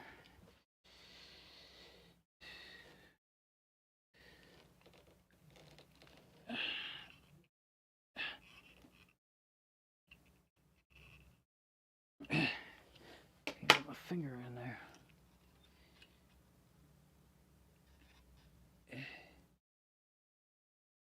Come on, wake up.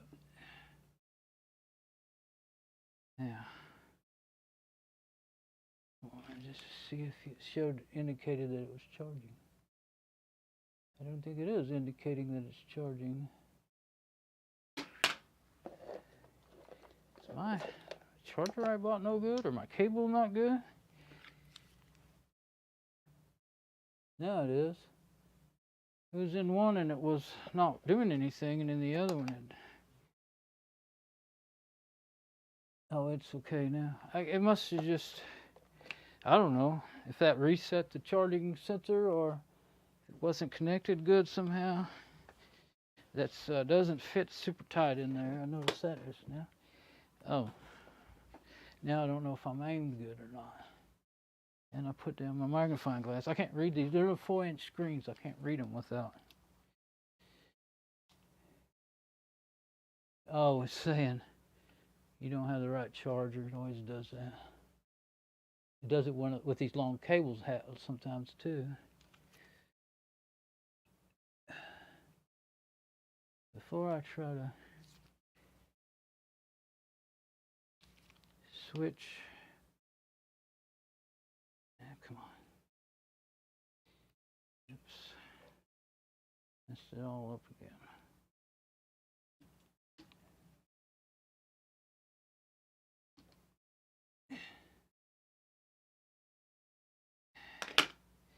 Had it going good, and then it quit going good. Just remembered another way I can do this. That's not going to work. Oh, here we go. Maybe that'll work. It's not working at all.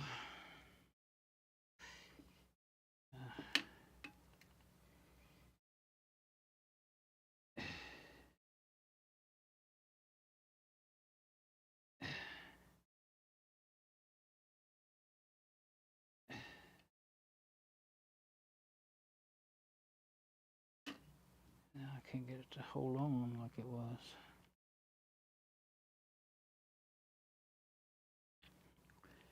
This little setup I got for holding it works good as long as you get it set and don't touch it. But if you start moving this stuff around, it quits working on me.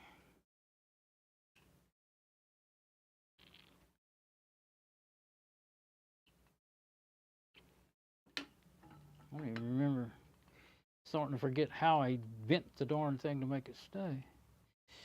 I've got another one that I just took. Yeah, there it is. Maybe I can make it longer with that. I don't really know of any other thing to use right at the moment. It just doesn't want to go where I want it to go.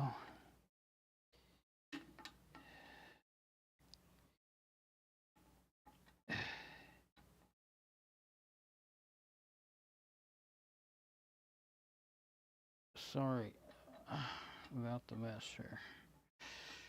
Okay, now. There we go.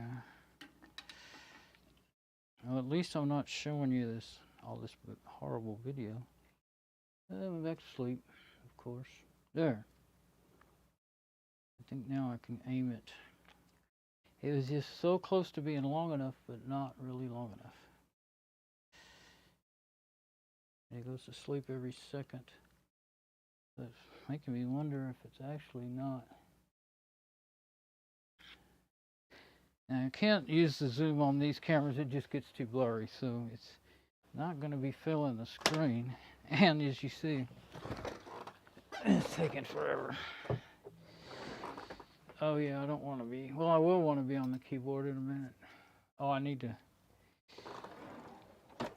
go to one now. Yeah, just one. Now let's go to one and two. One and two. I think that'll do. Now you can see the colors better. Yeah. Let's just go to one. I hear audio buzz now.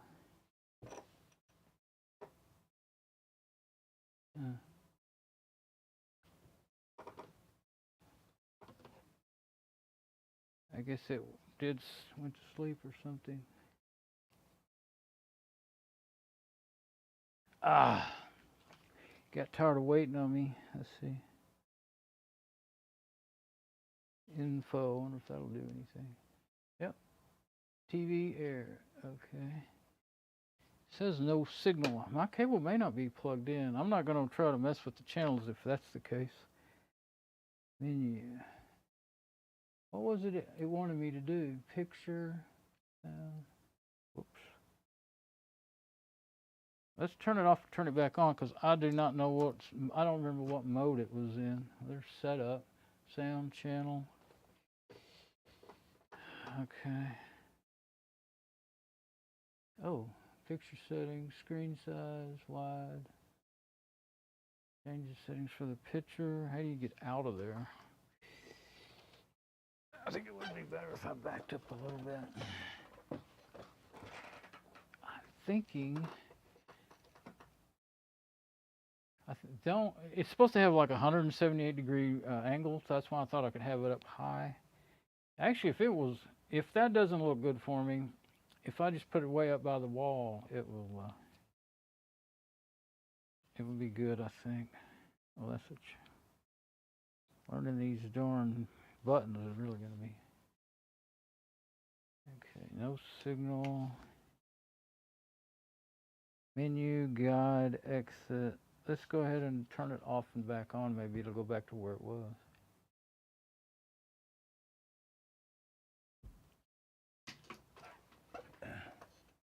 But my speakers usually don't buzz. So I'm wondering.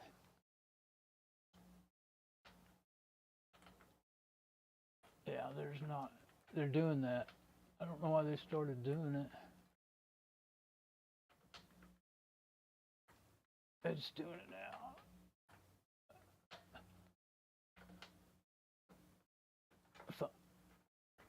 If I unplug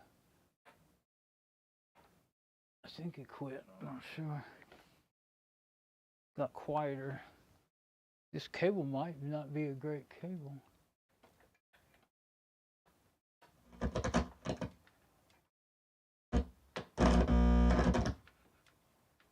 That connector's either bad or the cable's acting up. I think it's the cable.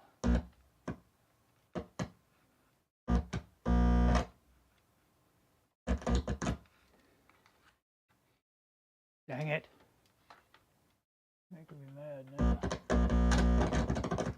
That's a bad cable. That is a bad.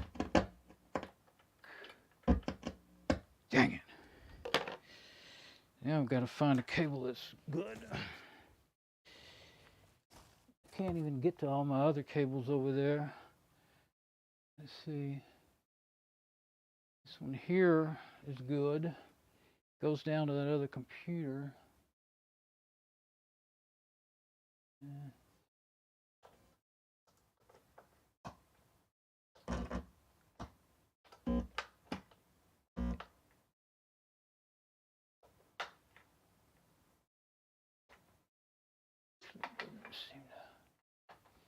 Didn't seem to hurt anything to have that plugged in with that cable. It did though before.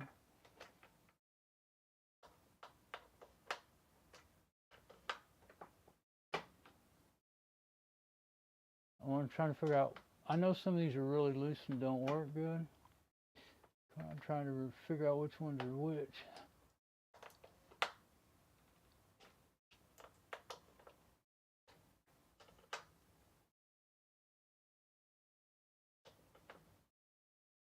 I'm going to have to crawl back there and just take it off of there because that's the only way I'm getting to a cable.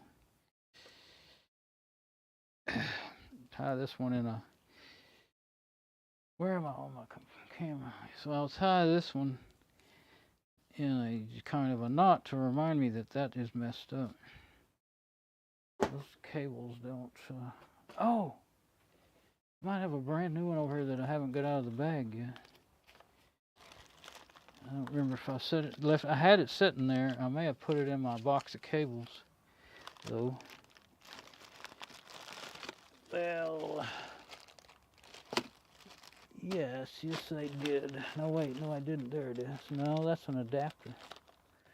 Why is that adapter there? That's a mono adapter. I was trying to use it for something, I guess. Yeah. Shoot. Okay. I'm using the, oh, since I have those headsets plugged in, it could be why. I wonder if that has anything to do with it. No, well, it could, that noise.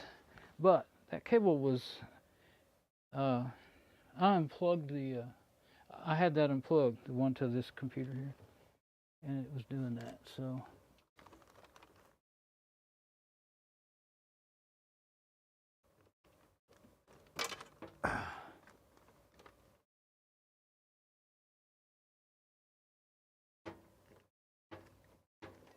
So, if I can get this out of there, it's going to be hung on everything, I think. Could even be twisted to something. Oh, shoot. Well, now I know which one it is. I didn't bring my little light, though. I think it's sitting under, I think a computer's sitting on it. I got it. Hope I didn't mess anything up. Can you tell I'm getting a little bit perturbed with all this fun?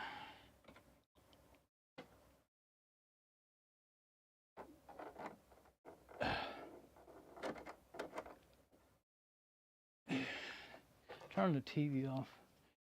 I don't want to. Some of these newer electronics don't take simple things like plugging in cables while they're on. Can actually damage them. Never know what might happen here.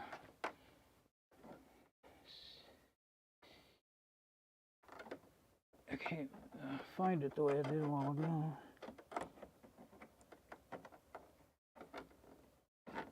Come on. My hands are just not working is my problem. I've done this my whole life. I started getting into audio stuff when I was a kid. I used to work on all my vehicles. Well, I still do when I can. But I never really had to look. I got to where I didn't have to look to plug things in. I could just feel for it. All right, now that's a decent cable. It's actually a high quality. Well, it's kind of funny. It's a tough cable, but it is not shielded. I don't think hardly at all. It's supposed to be a pro audio cable. Okay, now let's turn the little bugger back on. Putting my pillow on top of my headset is not something I normally do. I usually have the headset sitting up there. Anyway, let's turn the old TV back on. I think it's gone past that beginning screen now. Yeah, it's going back to that. No signal. Because I sat there so long, I never really thought about menu, guide, exit. Well, let's see. Let's look at the guide. Not available. Okay. Oh, that's TV guide. Favorites. Favorites. Okay, we'll go in the menu. Let's just go ahead and look at the sound. Exercise. How do you exit from when you go back? There it is. I'm not gonna mess with anything right now. There again. Screen size wide. It should all be. I'm not going in advance anything yet. Okay. It always goes to that when I get out of there. I'm not trying to get completely out of there. Settings. Bass treble. Okay. Can you go back? Whoops. Standard, dynamic, soft. User, standard, dynamic, soft. I'm going to leave it on standard for now. Okay, and then surround mode. No, we don't have surround. Analog. Oh, there's no analog. Actually, there is. Oh, no, I'm not using the analog output. I'm using the HDMI. Okay. Well, I am. Oh, HDMI input. And I'm trying to use analog output. But it's not. AVL, digital audio output, PCM, speaker on. Oh, okay, we'll want to turn the speaker off once we get going here. Oh, okay, digital audio, PCM. I guess it's all no, you got PCM 5.1 off. Okay. It's probably what I'm going to want is back to the sound and make sure. I didn't want to mess with the sound until, there we go, yeah.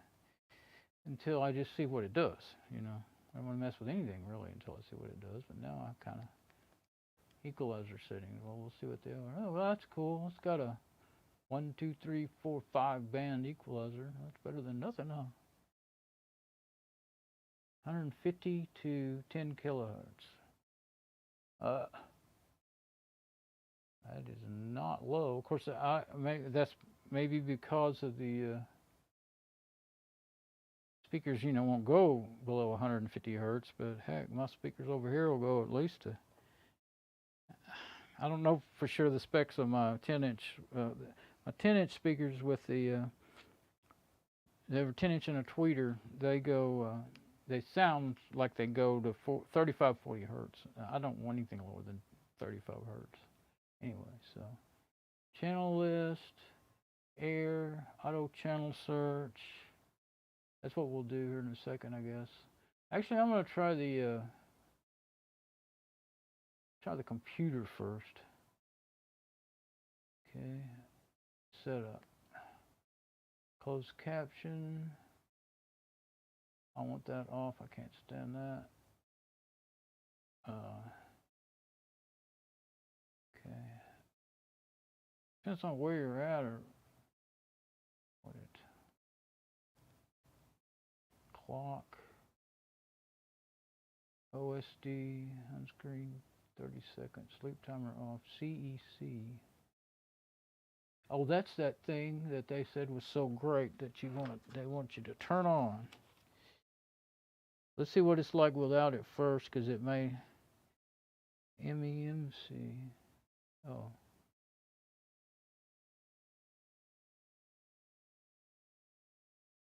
Without MEMC, with CMC.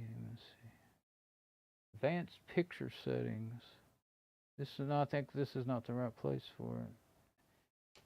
Advanced picture settings, okay.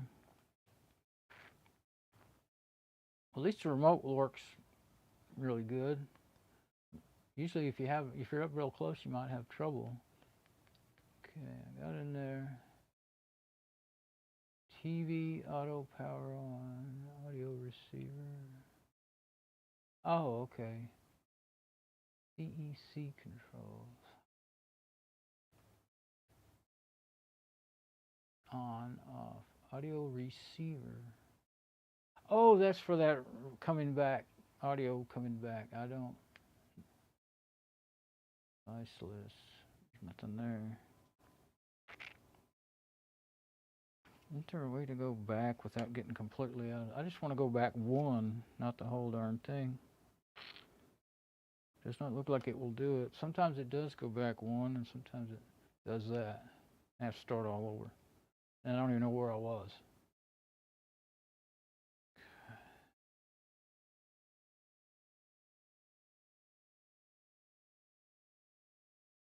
Oh, if I read the screen, it'll tell me what this stuff is, won't it? Okay. Device auto power off, TV auto power on, audio receiver. That's to get the audio back in there. Okay, there's no device list. Yes, that's what we just got through doing. And then, what's that? Hitting the wrong button. Okay. Menu.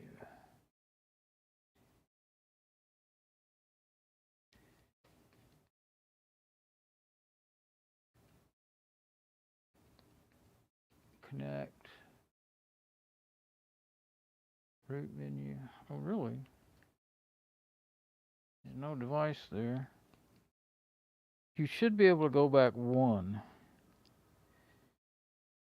Actually didn't see, well, maybe, did I see instructions for the remote? I don't remember now. USB, favorite.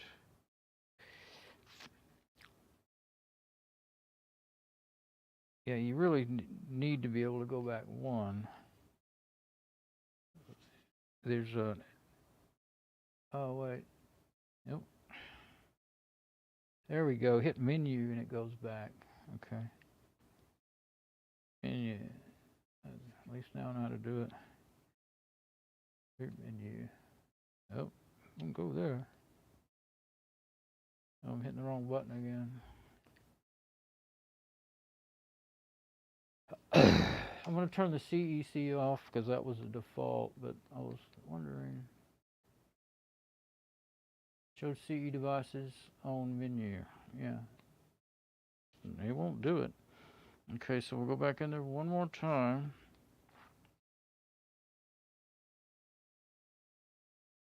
Oh yeah, this is not a smart TV. I was oh, I didn't hook up the, I was sitting there thinking, hit me out. Oh, I didn't hook up the, there we go, off. Yeah. I have to find something where I don't know what CEC controls really are. Ethernet, I didn't hook up the Ethernet, but it doesn't have Ethernet because it's not a smart TV. I just want to close caption, okay. Okay, get out of that. Sound, we do want to make sure that we're sending, oh, that's just the EQ. Why do they have sound settings? It's just an EQ, which I would think it'd be the inputs and outputs. And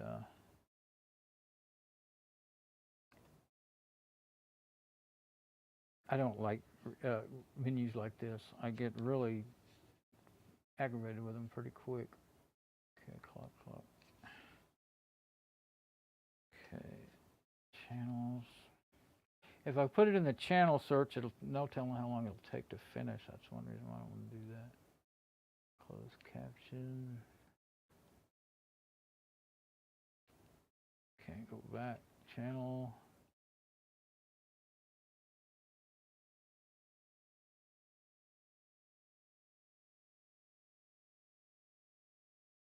No channels, yeah. Okay. What I figured. Sound. Sound setting. Oh yeah. That's where I was. Surround mode. I don't want the oh, just makes it sound wider. It kind of separates it more. English, other settings. AVL. Let's TV auto adjust the volume. Yeah, if you read the rest of the screen. Oh yeah, PCM 5.1 are off. Digital audio output. So I want it on, pretty sure I want it on PCM because I don't think anything else would work with my amps. Hopefully that's just a plain analog signal out of the headphone speaker on. I can turn the speakers on or off. Yeah. Right now I'm going to leave them on, but in a minute I might want to turn them off when I get it going. I want to see what they sound like, you know. Equalizer, I'm not going to mess with that right now. They're already kind of preset. Oh yeah, it has presets. Pop, jazz, user, off. Pop, okay, wait. Rock. I know basically what I will like. I don't want, usually pop is too much mid and it hurts my ears. Jazz took out all the bass. User, that's all flat. I think I want it on flat anyway. I might off. It says off, but that's actually not flat. Let's just put it on flat. Or should we do off? Oh, maybe that's what the preset is with the other. Yeah, put it on user and leave it there, and then later I'll get back in there and set it the way when I'm listening to it. But I don't know why you can't do anything. You see it skips it. Oh, I see. No. No matter what you do, it doesn't turn on analog sound stereo. Don't get that. Maybe you have to turn off the speakers to get it to do that. Let's try that and see. Nope. Okay. Automatic level control. If it's any good, I might like that. We'll find out. It might stop from getting blown out of the house, you know, if you're watching something that's got explosions or whatever. Yeah, we're going to leave that on user for now, which I could change it, but I'm not going to yet. Picture, we don't want to mess with that. Picture settings, so okay. Whoops. Brightness, contrast, backlight, color, tint, sharpness. Okay. Backlight is all the way up. Okay. Wide screen, color temperature, normal. Whoops. Okay. Oh, you got to hit that. No. Doesn't do anything.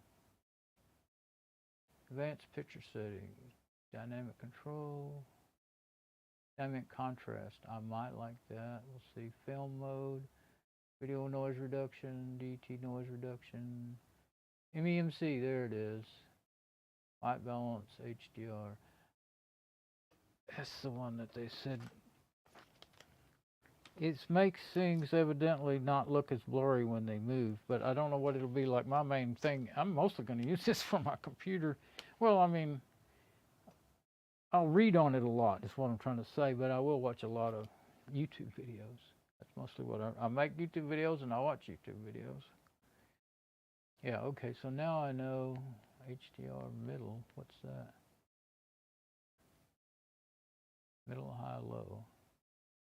Put it on middle. Okay, I don't want to, yeah, I haven't, did I change any? Oh, I changed one thing, the EQ. That'll be all right, though. Let's see. All right, now how do you get to, let's see, menu, guide, exit, source, CC, closed caption, yeah. Okay, favorites, F80, delete, sleep, USB, YPBPR, I think that's yellow, think that's color settings, HDMI, okay, source, mode. Yeah, there's so little. I won't ever be able to use this unless I memorize someday I memorize the buttons. Source, mode, volume for what? It's got a separate. Well, I don't know. That's not for a VCR or something. Yeah, it is. So, oh, okay. So it's so you can control some other device that you have hooked up. Turn it on and off. Source mode. Okay, volume plus and minus. And then I guess the normal volume on here for the TV is right, up and down on bears on the menu button. Then there's ABC, A, B, C, D, but they're red, green, yellow, blue. So that must be settings for the RGB video output. I have so much old stuff, this might actually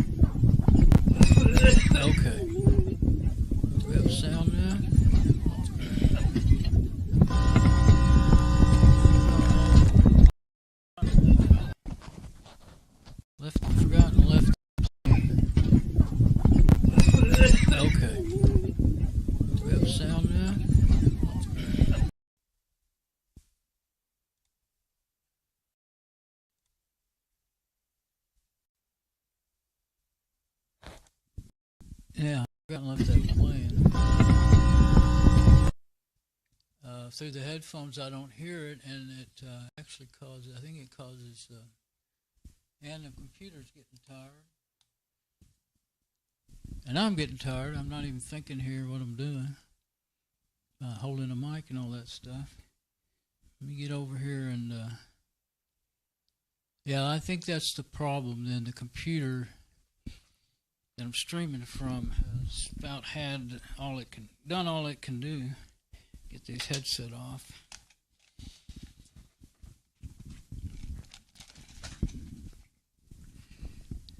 And for some reason OBS is using more resources than usual too. You have a picture and you have sound again. The Cam 3, I don't know, let's see. Yeah, there's no point in trying to fix Wi-Fi. I probably have to reboot that phone. And then I'd probably have to restart OBS to get it to pick it up again. So that's why I always have, even when I want to use wireless the whole time, that's why I always, unless I forget, I have my SM58 ready to grab it, but it wasn't ready this time in the right, in the normal fashion because of the way, because of this TV being in the way. Everything went haywire. Cables getting hung up. This cable here, the audio out cable.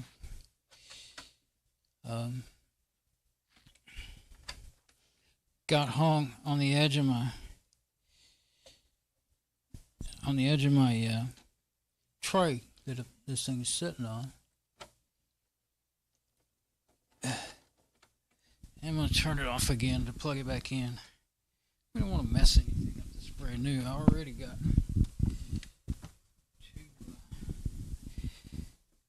too risky moving that around like I did.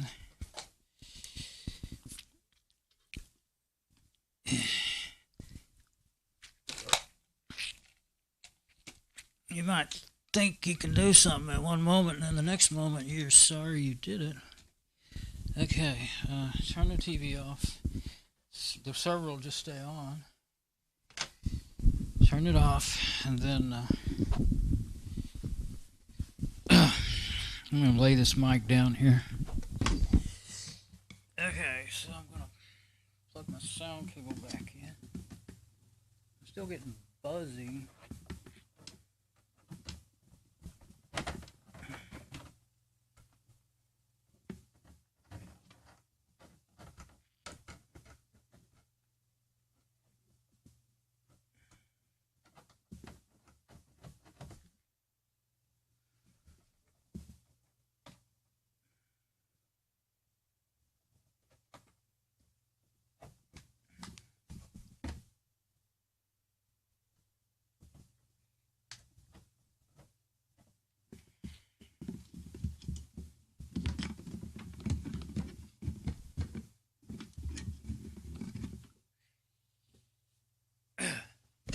So I was lucky that I didn't break that one and only 3.5 millimeter audio output.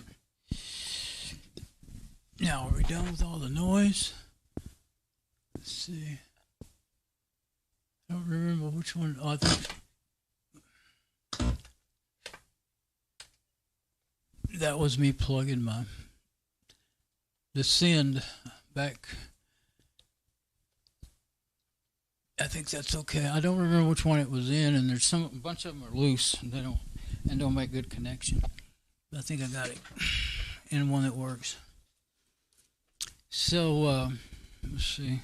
Let's turn it back on. Okay. Scepter. Yeah, now I don't have a mic stand to hold it. All right, now, yeah, I don't think it'll, and of course you're probably hearing all kinds of mic handling noises and stuff, but that's how it goes sometimes. Okay.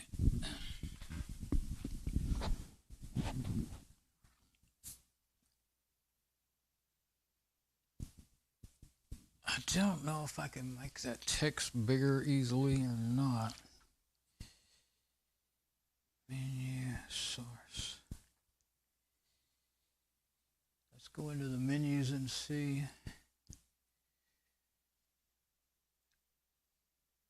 Try the setup first.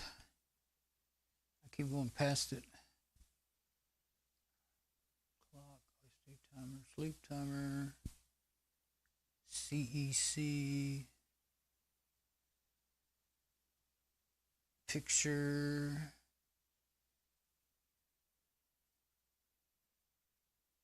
Yeah, so the only way I can make that bigger is going to be in my operating system, looks like.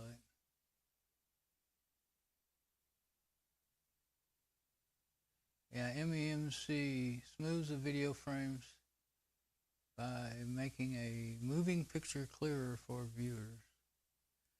Well, I would say I'm going to just turn it on like they suggest right now. MEMC, right? Yeah, MEMC. I mean, it looks like I would definitely want that. White balance. Manual white balance. Wow. Dang. Doesn't even seem to have automatic unless it is automatic, unless you want to manually do it. ET noise reduction. Oh, unless I see noise in the video, I won't. Yeah, this is video, not audio. So, oh, DT noise reduction is in the audio. Video noise reduction. Okay, well, we won't do that yet. Dynamic contrast. Contrast automatically. We'll leave that off too. I'm going to leave it on default, you know, until I get to know it a little bit. Let's see.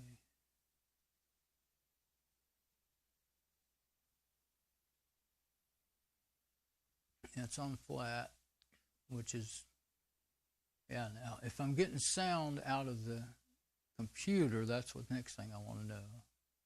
Well, it has the speakers on. Okay, so got tools taking up precious space over here now. Let me get over and put them in the toolbox. Okay, I'm laying this thing on my chest here.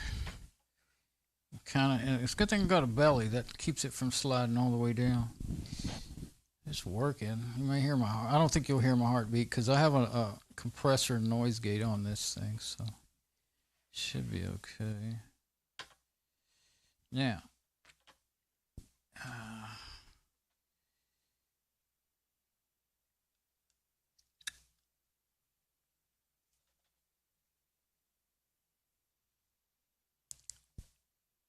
oh, I'm on the other computer. What did I just make happen?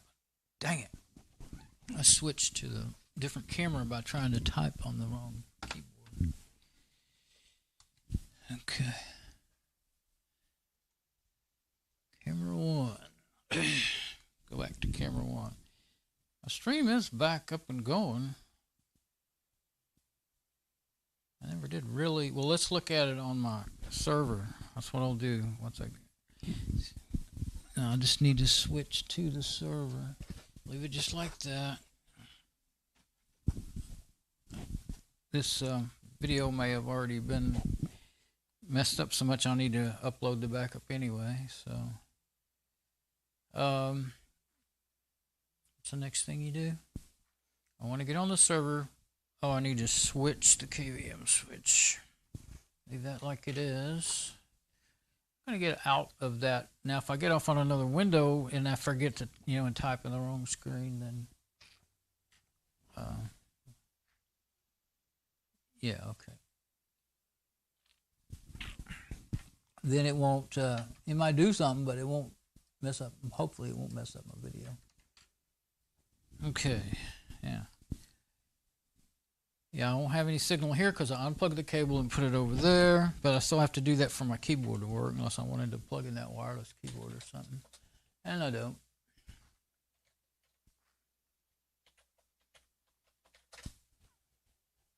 I can just see what it says from this close.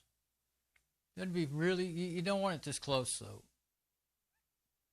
You have to turn your head all the time to see things. And I have to type Start X to get it to go into the graphic, into Mate desktop.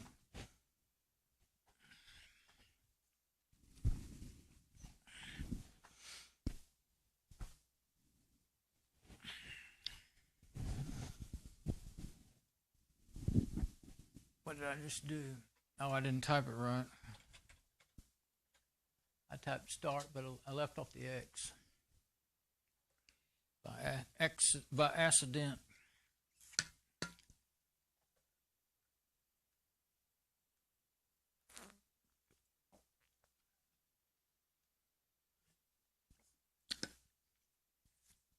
Oh, I can see those LED lights that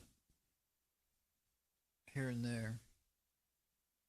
I think it's on, when it was on the brightest. Maybe I should turn it down. Maybe you need to turn it down when you're sitting close. But they it kind of goes away. Like now with all that, those bars at the bottom, you don't see it. Oh, now you can't see them anymore. Just on the black screen. Yeah, that text is, I can read that. I'm so close. But it's so dang big. I'm kind of afraid that as big as it is, I need to be across the room from it to really, I can see. Yeah, it's all the little details, you know, that background image. It's just a default Fedora 32 background image, Fedora 32 Linux. It's got noise in it made on purpose, and I can see all this stuff I never saw before. It's way sharper than my regular monitor. If I can, if putting it up high, I think, well, see, if I put it up high, I can shove it all the way back to the window, no problem. Get it further away from me. Otherwise, like I said, I'd have to completely clean off the, wow, it takes a long time to move across the screen there. Gotta move it way farther than I'm used to. And I can change the everything and make it bigger. Right now, I'm just gonna, see what things are like. And I want to see what's going on with my stream. If I may have to quit just because my computer is out of all its RAM and cache is, probably getting filled up from streaming a long time. Especially when you stream off of Wi-Fi, that uses it up pretty quick. Guess I could change cameras just to help remedy that. I'm not sure which one is harder on it, the USB. I think the Wi-Fi cameras are harder. I can read that. It's all just in the little middle of the page. How crazy. Instead of having it, instead of the website, fill in the whole page. See, there's about the time they came up with widescreen, flat screen wide monitors, they started programming all the websites to fit on frickin' phones, tiny little screens. And it was just a very short time when I got to enjoy no paging left or right, and maybe not even paging up. Like here, there's just the tiniest little bit of paging down there. But I still, it's better, but my biggest excitement about getting them, that 23-inch monitor when I got it years ago was I wasn't going to have to page anymore. And instead of just setting them all, see, I haven't built any in a long time, but back in '99, I think it was, I started learning how to build websites. I built my own websites and stuff, and they're still old school HTML. But you can set it to auto fit whatever the screen resolution, size, not resolution, but the size. Well, that is the resolution, yeah. The screen resolution, whatever it is, if it's, 320 by 640 by 1080, 720, 1080, 2180, whatever this is, by 38 wide, 3800 wide, but 21 tall. You can set it automatically fit that. And if you did that, and right now it's actually on, the last thing I had it on was 110% magnified. See, you can hit Control Plus to make it bigger. And I say, I can do that. Oh, that's what I can do. Well, I can do that easily anyway. That's too big. I moved in this close. That's really too big. Whoops. Oh, I hit the wrong thing. I hit, it went somewhere. Go back. Back button's not working. I got a right and left, forward and back button on my mouse. Oh, it went to somewhere else on there. There's tabs on there that I never use them. There we go. Yeah. So it's on 150%.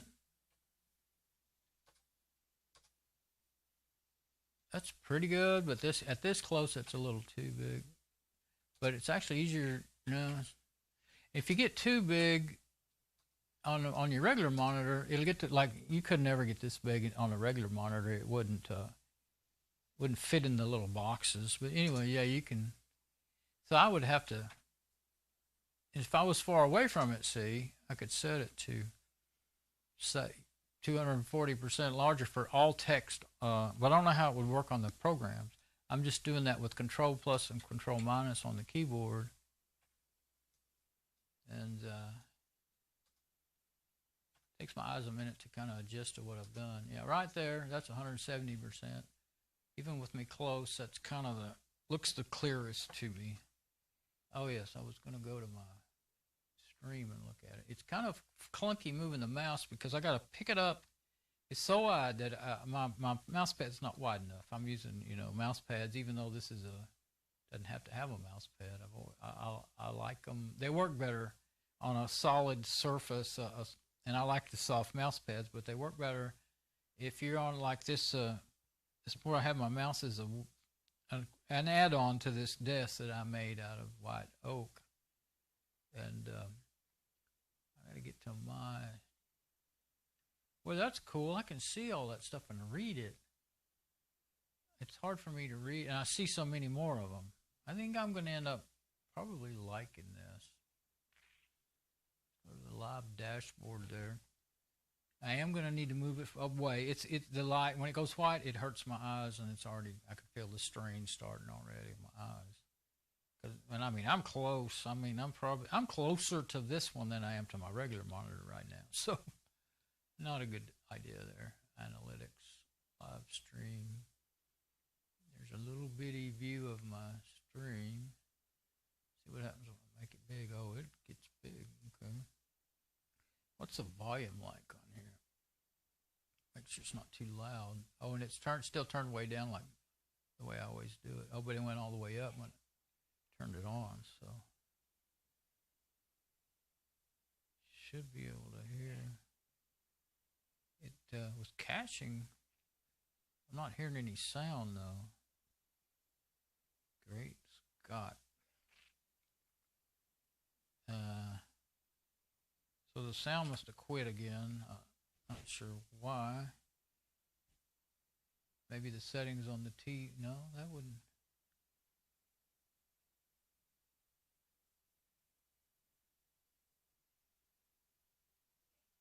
I may have a problem with my sound again. I have to get back on the other computer to see if the stream is. Well, I mean, the stream's working, but the sound's not working. Huh. So, maybe the settings on the TV. Let's try something else besides.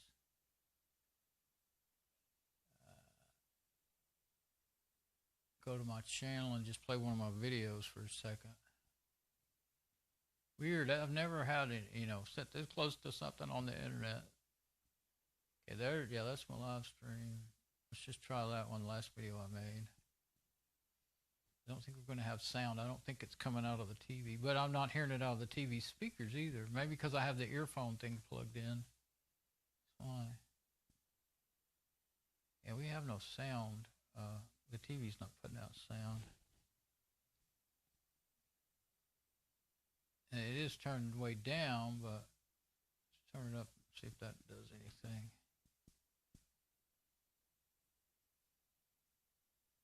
Oh. I know what it is. Actually, let's pause that. See, I want it to go, but well, we can leave it turned down so that we don't blast anything. Where I usually do it when I'm using my USB sound card. I have to go to the sound settings. Let's go back to my live dashboard. I was afraid my sound was dead on the stream, but now I realize I don't think so. I need to change the sound settings to the what I'm using. See, I unplugged the analog card, so I'll leave that muted until we get, and I'm not going to leave it on small. It was actually having a little trouble. I don't know what was the trouble, but it wasn't. Well, it happened. You know, everybody's on the internet now more than ever before, so it might just be that. But so we need our output setting. Yeah, it's on the analog adapter. It's not on the HDMI display port 4. Now let's turn the sound on. There it is. HDMI. There we go. Why? I guess that's not what it is on. That's not what it is on the TV. We need to be on stream health. I was wondering what the heck's going on here. I guess that's not what it is on. Yeah, and the sound works normally too. I can't find anything. It's so far away. That's the computer ports, not the. Yeah, and the sound works normally. Yeah, there's only one. Okay, so I gotta mute that. It makes me just not be able to. That's the computer ports, not the. Yeah, there's only one. Okay, so makes me not be able to think. Okay, so there's only one showing there. HDMI display port 4.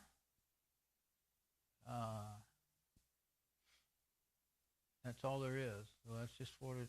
That's out of the computer. These are computer settings, not TV settings. So, and applications, Firefox. There's 2 instances of it for some reason. Yeah, you wouldn't want both of them working at the same time anyway. But if I'd left the cables plugged in up there, then the audio would have worked as I've been using it through that USB. But or it should. I know sometimes when you just unplug stuff and then plug it back in, it quits working, and then you got to reboot the computer to get it to work again. But anyway, and the input audio adapter multi-channel, that's the USB. I'm still going to have to use that for an input. What I'll eventually do is do all my streaming on this machine. This is a 2 6-core processors with multi-threading. You got 24 cores, and then it's a 64 megabyte of RAM. And I have an 8 gigabyte video card in it, in the server. There are a couple monitor there's the video card. See, my video card is where the audio is coming from through the HDMI. Radeon RX 470, 480. Oh, that's like all the different ones. I think mine's a 460 or 470. I guess it's a 470. Anyway, that works just exactly like I hoped it would. Hardware, audio adapter, the HDMI, digital stereo HDMI 4 output. Oh, I see. And then digital surround. I don't want surround because I don't have surround system. It's just stereo. It automatically picked. That's what's cool about. Other than, you did have to. Since I have 2 sound cards on it, the USB one and the one in the video card, I had to pick which one I wanted to use. I forgot about that at first. So sound effects. I've got no sound. I guess it's one of the volumes all the way down because I selected no. I got to where I don't like sound effects anymore. I'm gonna leave it just like that because even if I'm probably gonna quit and eat supper. Well, I might want to put it back the other way, and so that I can sit here and watch something and relax while I'm eating. I don't think I would be able to. Well, let's try it. I don't think I'll be able to watch a video this close to it. I have to get it further away. I think even if, it's going to need to be further back than I was kind of thinking at first. I think it's going to need to be all the way back to the curtains. So tomorrow I'll figure out how I'm either going to set it on it would probably be better for me. Well, it's sets even lower though than my hands-free. That's my other monitor. It might be just fine to put it up high, setting it on computers boxes like I was saying. That just makes, I can still, all I have to do is clean out that slot there to slide a computer in there.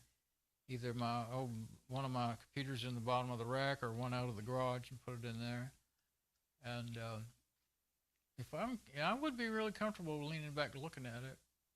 It may be that I'm really gonna only be able to stand to use it to watch videos, and how would I do that? I don't have a way to use two monitors on the. No, there's not an output, a video output on this, is there? Doesn't have VGA. I knew that. I wasn't worried about that. I've got DVI-D. It doesn't have that. Inputs on the other monitor. Sitting there thinking, okay, if I did a split monitor thing, I wasn't planning on doing a split monitor. I was planning on doing like another computer, even a laptop, whatever I use to monitor my live stream, I'll go to this monitor, the old one, and then what I'm doing will go to this one. But let's go back to my hit Dawn's videos now. That's so big it doesn't bother me having that extra bar there now. Got all kinds of space. It's really sharp. That's what I was hoping for.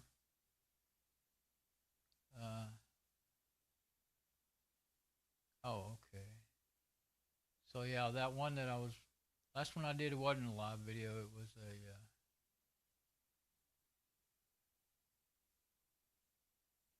here's a video about the last one I did on the server. And it doesn't really matter. I can play it right there, or I can play it in a separate window. Okay, now so it looks just a little. Oh, it's probably not even on. It does that all. Oh, it's skipping. Huh. I'm kind of wondering if there's. Never tried. Usually only does that in. Let's click on it this way now and see.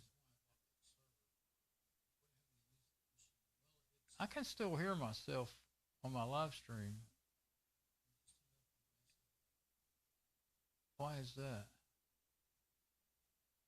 It was running in the background over there on that page somehow. Now it quit. I had two tabs open, which I always do on purpose so I won't lose the last place I was at so easy, but okay, yeah. This is me working on my duct fan, installing my duct fan, which ran for about 2.5 hours and then started making a horrible noise and I had to take it down. I put a vent in the attic, and this going into the attic in the ceiling of the closet where the server is to get the heat out. And now let's see if it's going to be okay. Well, that's better, but I'm not seeing. Oh, there it is. It's just that I'm not used to the way it is. Okay, yeah, it's set in auto. It always goes, and I guess it's because of traffic and stuff. But YouTube always defaults to auto resolution. I think there might be an add-on you can get to stop it from doing that. But I'm leaving it, but now for sure because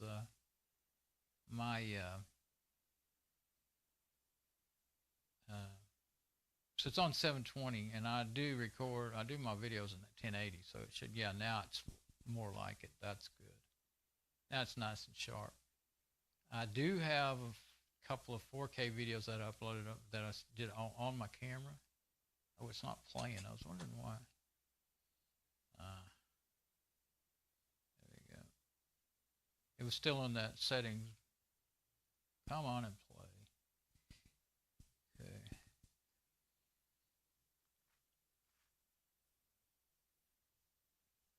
I don't know what that is.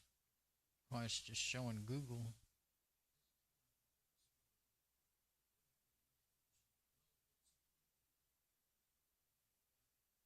I'm still hearing my live stream. not hearing what I'm playing.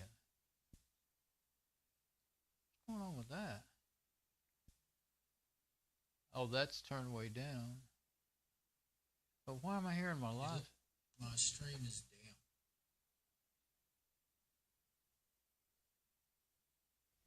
Yeah. I wonder if no, I don't have the audio. Yes, no. Yeah, the audio cables that came out of the other machine, it can't be playing unless it's going back through the headphones again and echoing through the headphones. Let me stop this thing. I'm going to close the browser here. Kill Firefox on the There we go. Okay, I think that made it quit, but I don't know if it's acting up or what, but let me go back to the other machine and make sure I didn't forget. No, I didn't leave. Yeah, everything's back to normal there on this machine. Firefox is not running. Don't believe.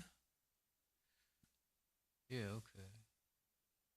I was hearing the audio from my live stream, but I was seeing the video that I was playing. I have no clue why that's going on. Unless having the headphones plugged in is causing that. Somehow it's just I know they do unless that yeah, let me check that. Make sure Firefox isn't still running and it didn't close.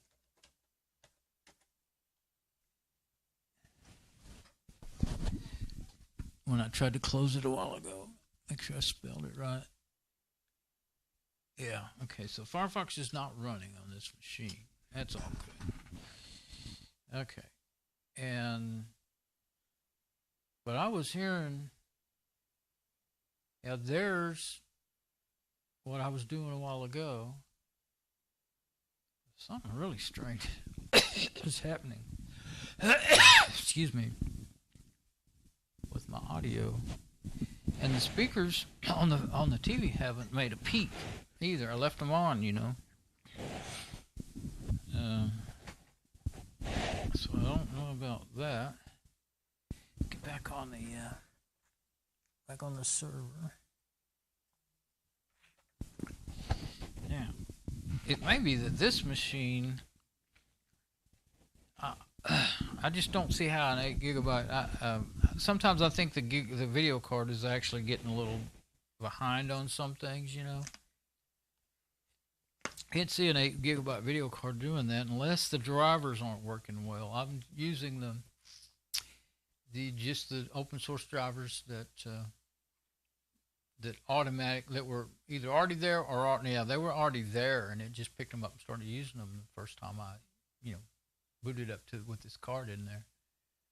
Let's go back to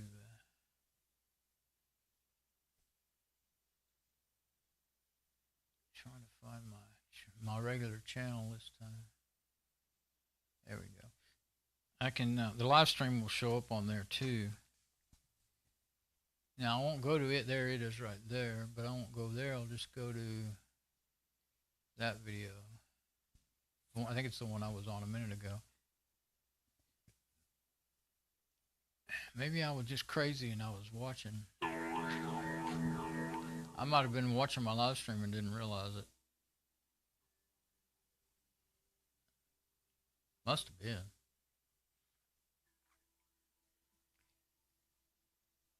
Yeah, it's back on 720p. It does it all. I just, as long as it looks okay on my, 720 looks fine on my other monitor. Half the time I don't realize that's what I'm watching. Now this is,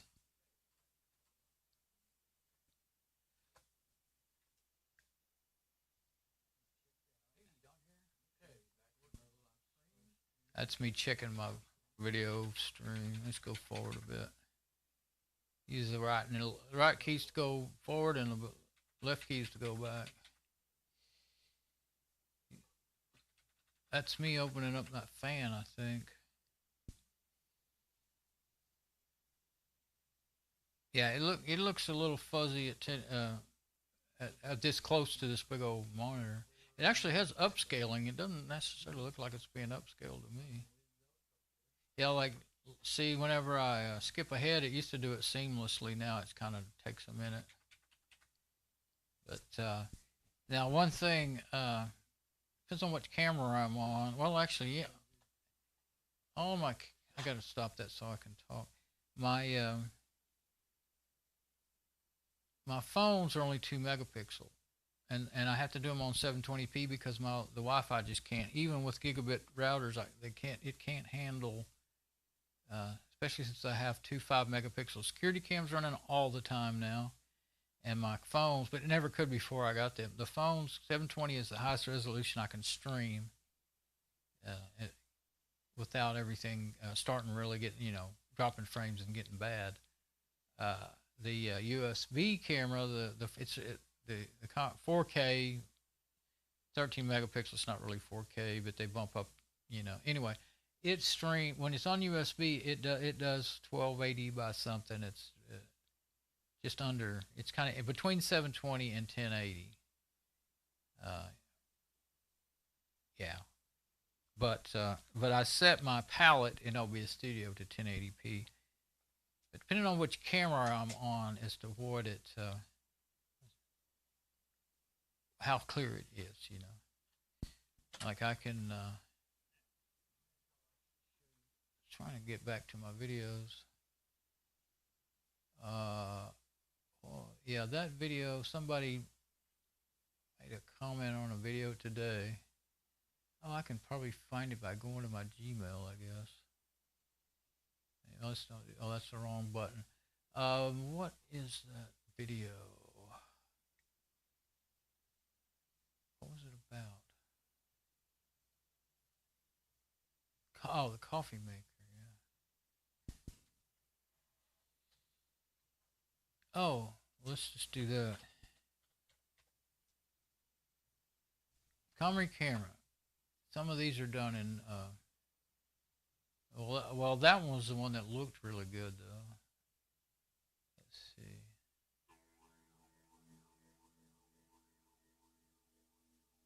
Yeah, that's just going to be another live stream.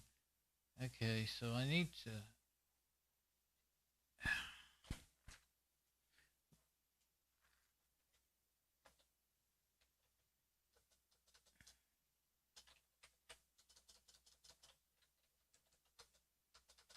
Coffee maker. Well, I can't. Yeah, it's got to be further away from me to be able to really enjoy using it for a computer. Let's see. Searching my videos there. Oh, I know how to find it. I go up here and I think that comment. Yeah, there it is right there. What did you do that with? And then just click on that video. This one does look good. It's shows up to be 4K. The colors, it's just I got lucky with the lighting and hit the wrong button. It's still showing part of the. I don't know what I hit there. There it is. Oh, it's still set on 4K. That's what I did. I always did it on auto 2160. Well, earlier I set it to that. I realized I was looking at it going, hey, that's on 1080. Okay, now. Yeah, it's a little too sharp on the old face there. Did I use the coffee pot? But I got lucky with the light, and it just happened to be right. It's called Clearly Coffee by... I can read the letters on that bottle now. This, but see, it can't keep up on 4K. It's like the streaming's not keeping up. Plastic and stainless.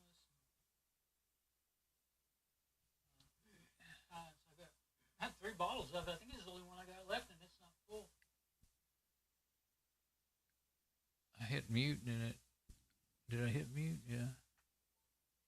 When I bought it, you could get 3 bottles for so cheap. It was better to do that. It had real good reviews. I'll mute it over there on YouTube now. Pretty hot water. Just don't do that. Still in there. The previous test of third of the water. But yeah, I haven't been trying to watch 4K because of that right there. It keeps caching, having to catch up.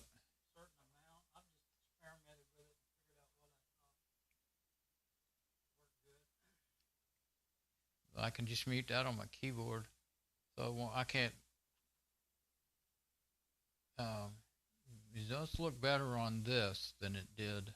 I can read all that small text. I don't know if I was back further away from it, I might not. But and that's kind of blurry at the bottom there, but I can when it's tipped down a little bit more, I could read it, and I could read the stuff on the bottle, which I looked at that several times today, and I couldn't read it no matter which way I twisted it. And it may be that thing that helps cut down on blurriness is helping, because I was moving that around. That would help that. That's the thing I turned on, that MEMC. Anyway, so that's a 4K video. Well, it's a 13 megapixel CMOS sensor, so you're not really getting 4K on the camera, but they use software in the camera to upscale it, I think is what they call it, upconvert, whatever way you want to call it, mic sliding down.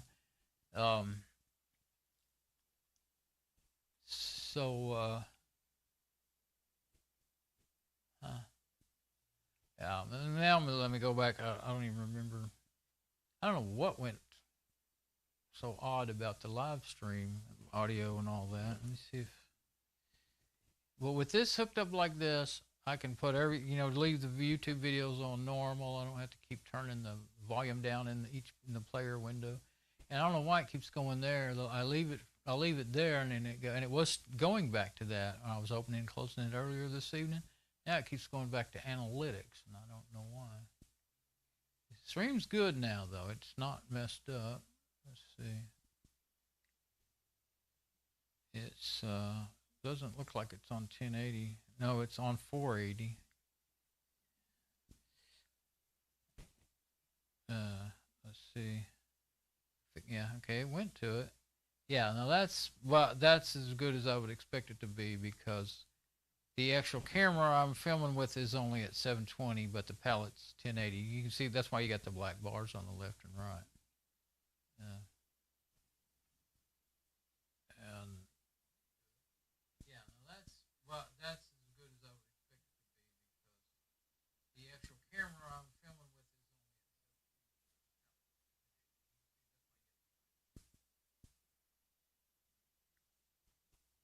Yeah. And of course, if yeah, it looks much more jerky on the playback here than it did when I was actually watching it. It was just caching a little bit and catching up here and there.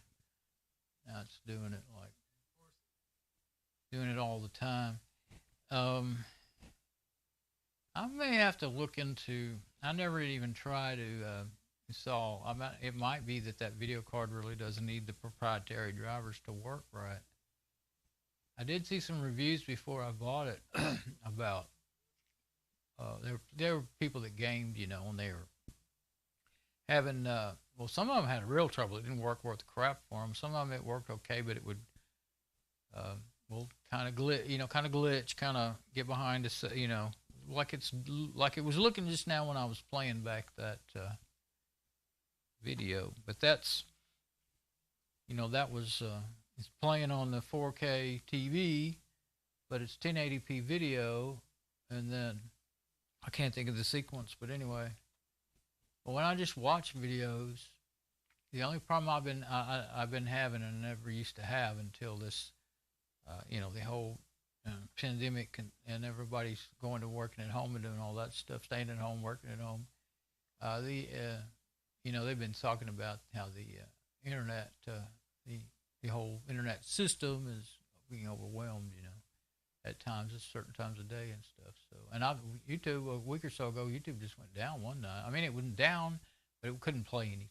And I went and looked, who's down one of those sites like that, and sure enough, it was down on a lot here and up north, and basically down. You could look at the pages, but you couldn't watch anything.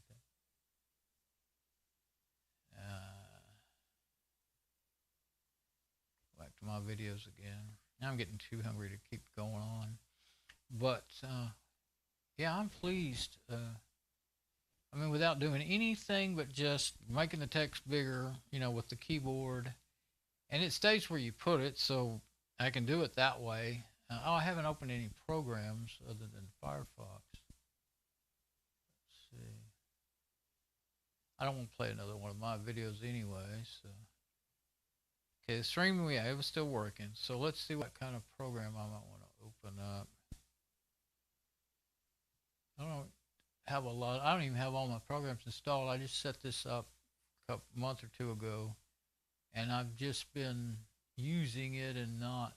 Now you should be able to hit, yeah, you can hit Control Plus and Control Minus to make it bigger and smaller. Yeah, as much as you want. Now see, if it works out to where I want to make this my main monitor for, you know, as my computer monitor on this TV, then oh, that's nice and sharp. Yeah. Oh, the other part didn't blow up though. Yeah, I would go into the settings of the. I might go in there in a second here. Go into the settings and set it. Oh, but see, every time you change, it goes back to small. So, but that one stayed like it was. I don't even normally use this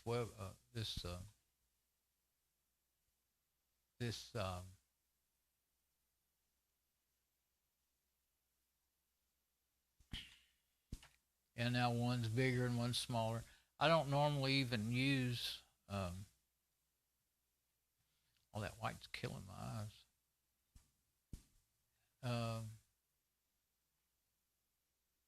This file manager, I like Crusader, and I haven't even got it installed yet.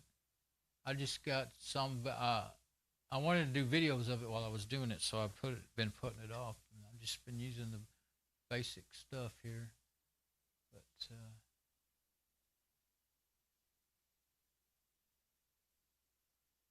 Yeah, see, this part is small. I would definitely need it bigger than that. I can read it if I stay focused on it for a minute, but you know, I don't want to use it like that. There we go. Look and feel, appearance. Let's see what we're on here. I'm bringing it over here where I can see it. Fonts. And you can, well, you just have to make the fonts bigger is what you need to do. Applications, document, desk font, window, tile font, fixed width font. See, those are all on 11, which is bigger than the standard. I did a screenshot so I won't lose those settings. I'll know what they are. Yeah, I think you just have to go through and change each font. I don't think there's going to be any... the backgrounds. There's not any. There probably are some in there. It takes a while to load them. None of the themes are going to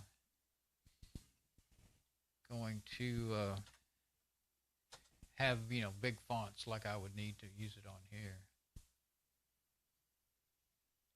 Yeah, see, it's moving a little slow. So sometimes it does that. It may be that. Of course, I could change the resolution. It automatically picked. What is it? Let's see what the resolution. Before I change, no, let's go ahead and change them to bigger. How big we want to make them? About 16 probably, yeah. So that already. Application font, desktop font. I'm just going to do them all the same. You can also type them in. Yeah, we'll see if it fits.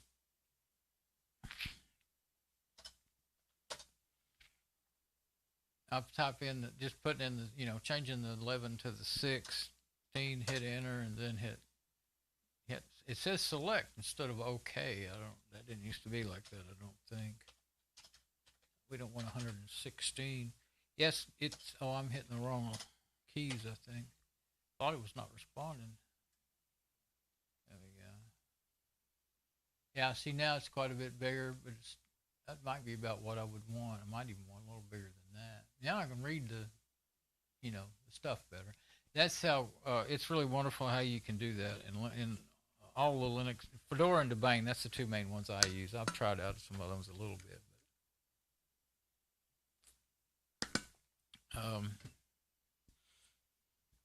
So what was I going to do? Oh, I forgot. What was it? Now I can read that stuff a lot better. But see, if you go too big, now it's kind of harder. It's hard to read that stuff because it's too big for the window that's left there. So you can only go. You have to figure out just how big you can get away with going.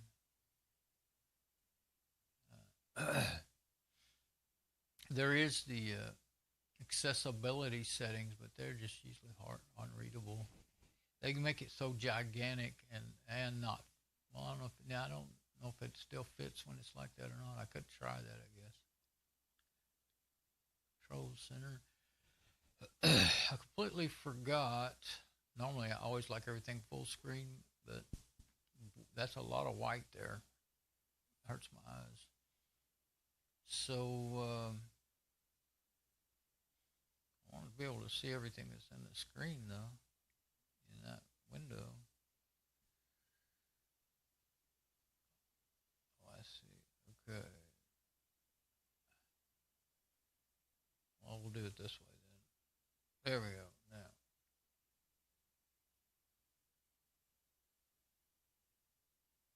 I made the fonts bigger.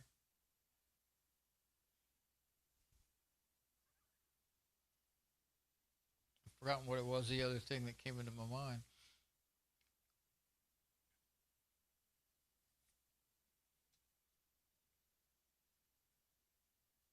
Well, I'm getting too tired. That's my problem. Okay, so I'll just leave the server running like that. And if I decide, well, now they're bigger. Yeah, now they're better. And they stay that size when you switch. So that's the way to do that. You don't want to use the, control plus and minus in the it stays for you in the browsers, but not in the programs. Yeah, that makes it fine. It's still too close, and you can change. Like there's a program called Blue Shift that will automatically add a little blue at night and take it out. It's supposed to help your eyes, but it kind of bothers me. I've used it before, and then I started. I don't know. It doesn't. The thing is, it's not automatic like your phone. Automatically senses. It just does. You have to do it on a schedule by the clock. On a timer. Yeah, I'm not going to shut this down. I always leave it running. It's been with that vent in the closet and the fan running to blow the hot air out. I can turn the fan off. I've got it plugged into an adapter in my light in the closet, and I just pull the string and it turns the light in that off. But and the fan off that I have in there. I have a floor fan hanging from some not bungee cords, zip ties in there now, because of the one that I kind of mentioned a while ago. Ran for 2.5 hours and then started rattling and making so much noise, like what I knew it was about to quit. So, but anyway, the deal's way over there. I've seen that before when because of that monitor so big. Anyway, and that probably moved way over there when I did that enlarging the fonts too. I bet I didn't pay any attention, so I don't know. But that's big enough that I can see stuff really not just fine now. But it's so far over to the left, it needs to be right in front of me. I'm afraid though, because it does change the way things look. That's up pretty high to me right there. Up and to the left, it's a little blurry, and then right here in front of me, it's great. So I don't know if that idea of having it up high is going to work. It may have to be down here and just further away. I think I'm going to be able to use it though as my monitor. I want to use this as my main monitor from a server, and that's what it would be for, because it had, that's the only machine I have with HDMI outputs. Then all the other computers that I'll use either the DVI-D or I actually have a computer with a DVI-D output. I put that on there, and then the rest will be VGA. Right now I've got one, two, three, four computers that are hooked up and usable. Well, 5 counting the server. Oh, and the laptop. So, now, so if we want to do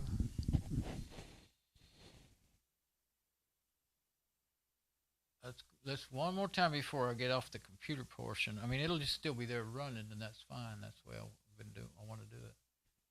But live dashboard. It's going pretty good now. I don't know what was, might have just been the internet. Well, I am streaming, and and I was watching 4K video, so no wonder. I mean, at this time, like I was saying, with all the traffic and everything. Well, I am Yeah. streaming. There we go. So, stream melt.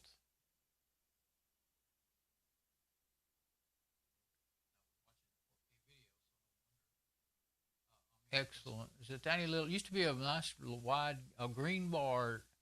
If it would be green, red, or yellow. And if it's yellow, red, it's probably going to quit on you. Altogether. It's just a little dot now. So the stream's good again. Okay.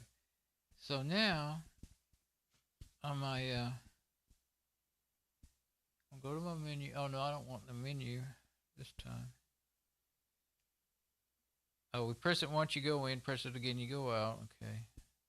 So you don't have to find the exit button if you know if you got your hand over the menu button. Source. Okay, we're on HDMI.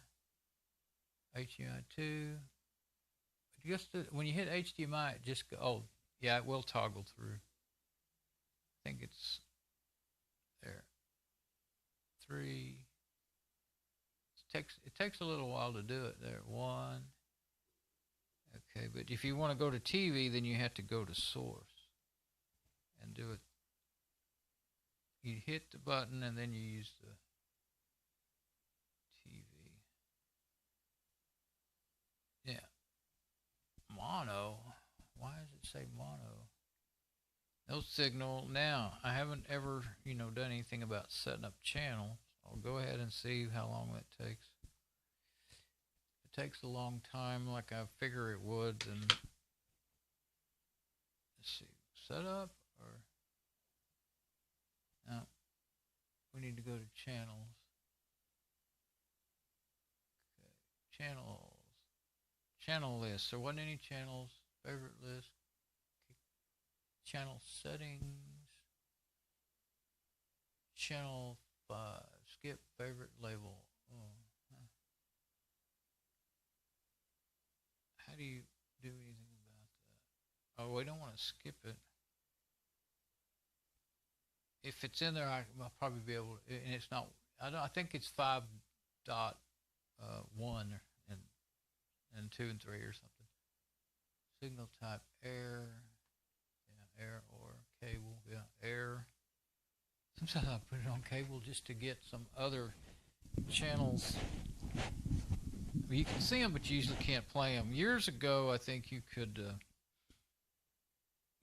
actually, neighbor had some kind of, local streaming deal, and I could pick it up in their house, and I think I got a couple of channels off of it, but they weren't even cared wanted to see. But then it got all encrypted. They used to have like AT&T or something. I don't know if it'd work on a TV. It worked on my USB TV tuner, digital TV tuner. Or it might have been, I had an analog one, I still have it somewhere, and I have a digital one. And I was saying earlier, I've got a DVD ATSC tuner, digital tuner recorder. The DVD drive quit working, but it's still the only TV tuner I had for my CRT TV, and the SVHS video that I still use once in a while. I don't really watch anything on it anymore, and it quit on me while I was jabbering. Okay, auto search air. Oh, There we go. It might be faster than I think. We'll find out if there's any, if that cable I hooked up, I went to all that trouble to hook up, actually goes out to the antenna. The only thing is, years ago, when I ran it from the antenna into my room, I had a little smaller diameter RF cable that I came with a little antenna. It's kind of a disc antenna that actually didn't end up working very good. You're supposed to be able to use it indoors or outdoors. It didn't work good at all. But I ended up using, I saw that cable, and I used it. Yeah, it says it's found 43 channels. And I didn't realize that it would be so much poorer at, bringing a signal. I mean, I'm close to the antenna. It's down there right over, basically over my bedroom. Wasn't that long of a cable. I just didn't think it would cause any trouble, but it did. I had never even seen that small of a diameter of RF. I've really only seen the average size for TV. And well, when I was working installing telecommunications equipment, we went to classes and they taught us how to build BNC and RF cables. Actually, they're RF cables, but we were using BNC connectors. And I already knew I already had the tools and stuff anyway no, I bought a nice cable clipper at that time when I had that job, but I had repaired many sheath pliers and vice grips, to put new ends on RF cables ever since they came out. When I was a kid, they had the flat cable with two wires in it, and that's what everything did. But then when they started switching to RF cables, I learned to, work with those. So I learned all that when I was a kid. Of course, I learned more about it, in the last 10 years or so. I've learned, well, in the last 20 years, I've learned a lot more about how audio, radio, video, telecommunications, telephones, how things work. Having that job installing equipment really learned a lot more that way. But I like to watch videos and read. I used to do a lot of reading about stuff, but I can't comprehend stuff good anymore. So I usually mostly just watch videos about stuff. But that's mostly what I watch is project videos, how-to videos, and all that stuff. It's almost done. It's pretty quick. Way faster than that old one.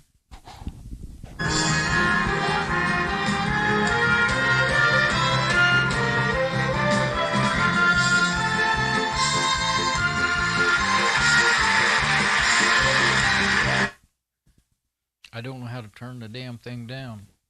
Son of a bitch. I hate when that stuff happens. The normal, up and down buttons didn't do a thing to it.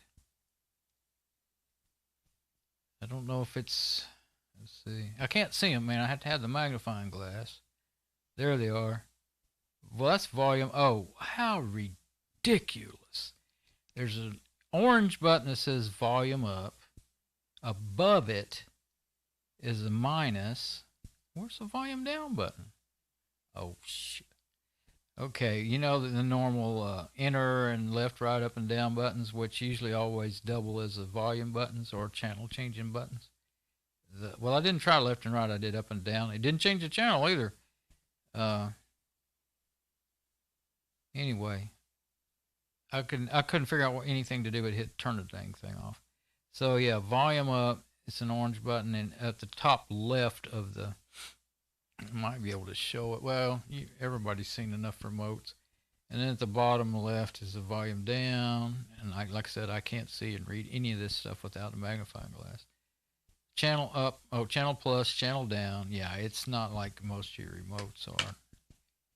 I tried to, first I was using the volume on my keyboard because that's what I'm used to doing. I haven't watched TV, regular TV in so long. That's just what I was doing. I'm sitting here at it, and I was like, what's going on? So I got all mad. And then finally I thought, it's the TV, the remote, and then I couldn't find it. So here we go. Try and turn it down before it goes berserk. This send you all the love, peace, and joy of this holiday season. And I wish you a beautiful year of lots of love. And It's still doing it. That didn't affect anything.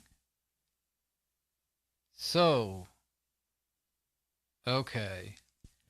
The way I have the sound going,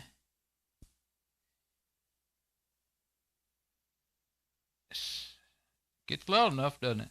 The way I have, I think the, I'm using the earphone output, and like I said earlier, I don't know if it has. I think there was something where you could turn on or off the volume adjustment through the earphone. Yeah, so it's going straight from the TV to my amplifiers. So there's no external change in that, normally, see what I normally do is goes from my computer to my amplifiers, and I use the volume in the computer. And I have the amplifier set at the volume that works best, like the 10-inch speakers, they need to be the amp to be turned all the way up, or they did used to. Yeah, they still do. The amp's turned all the way up, and then the smaller speakers, the amp is turned down. Actually, I have the car speakers. They're 4 ohms, so they're on 1 amp, and they're turned down some because 4 ohm speakers they just get louder at a lower output of an amplifier. Lower amplification, and then the Jambox speakers are like 6 inches or 5 or 6 inch speakers with a tweeter, and then the 10-inch speakers, the old Magnavox speakers from the 80s with a tweeter, they have some nice warm bass. They're on the same amp, and so that brings that down to 4 ohms. But they're still needed. I didn't when I did that just recently. I had put those two together on the same amp. I used to have the amp for the Jambox died. I used to have 3 amps that I use. Now I have 2. But anyway, I didn't need to change anything. The balance was still good. So I never touched those. It would be, they're down. You have to use a screwdriver to do it. They're not meant to be adjusted all the time. So you adjust it with your input source. But the TV, the way I've got it set up, it goes, the HDMI goes out of the TV, out of the computer into the TV. Okay. Then the earphone comes out of the TV straight to my amplifiers. So I do have a mixer. That's what I'm using with this SM58 mic. I thought about, putting it in that circuit there, but I may have to get what I need. But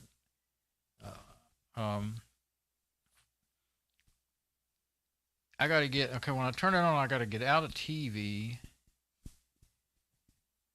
It's never going to go down.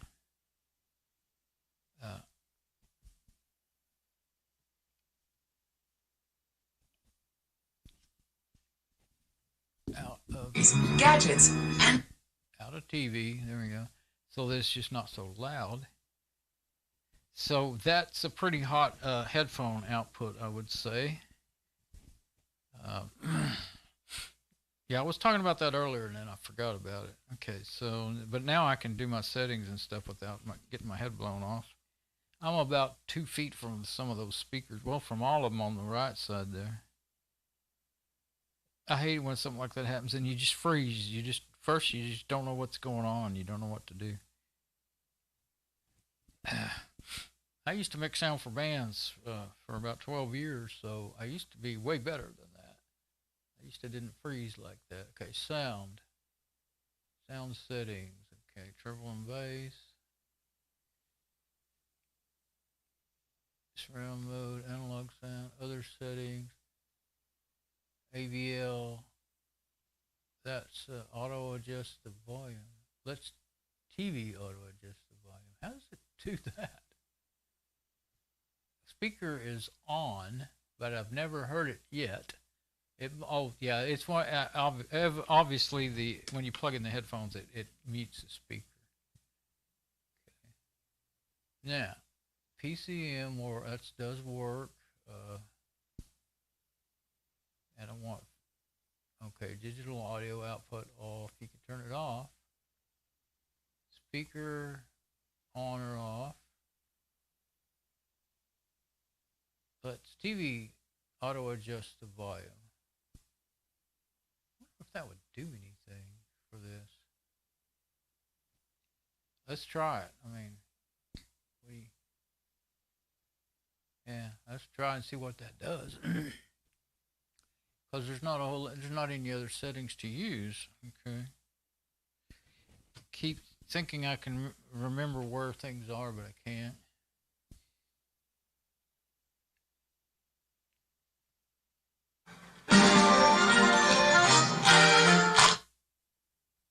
It's on some weird channel, isn't it? I started off some really old TV show of some sort. Okay. Didn't do anything that I could tell.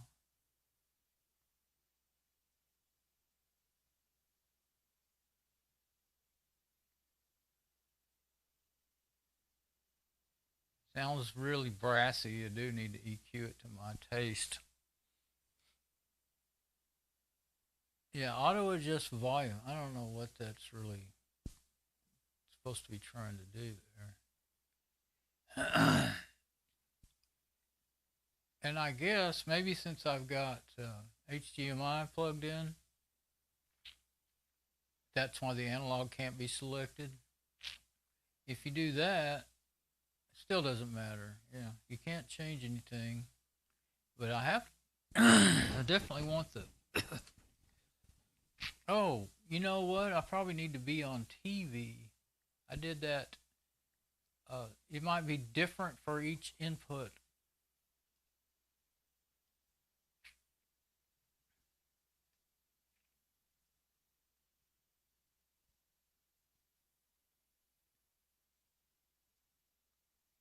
I'm not going to mess with the EQ now. Let's see.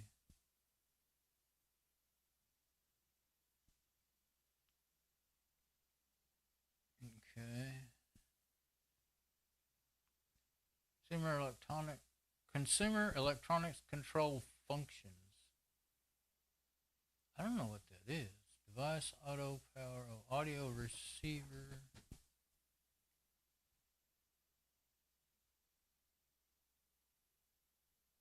Disable audio return channel. Oh. Yeah, I'm not using that, I don't think. I gotta go restroom now. No CEC devices.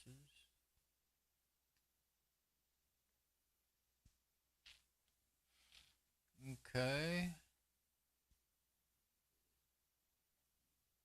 Forgot what it was. Oh, that. Oh, I don't know what all that does, so it's a little slow and I'm okay, so back to normal there. I guess I can unplug the only thing I can do is unplug the earphone for now. I don't know if I'm gonna, I may not be able to use this the way I wanted to unless I run it out of the headphone into my Behringer mixer and then back. I don't want to turn the TV off again. That could actually, with some of these new electronics, when you're unplugging a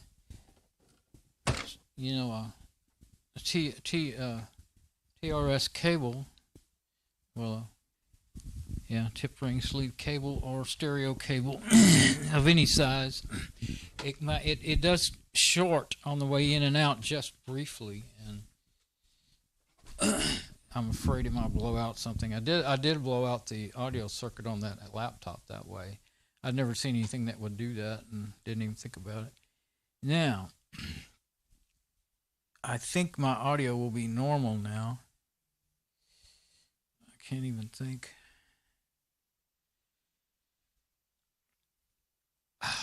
Well, I have to have a break. I should be able to play it off the speakers, but I'm going to have to quit. I'm going to stop the stream because I'm tired and I'm not thinking real straight anymore anyway.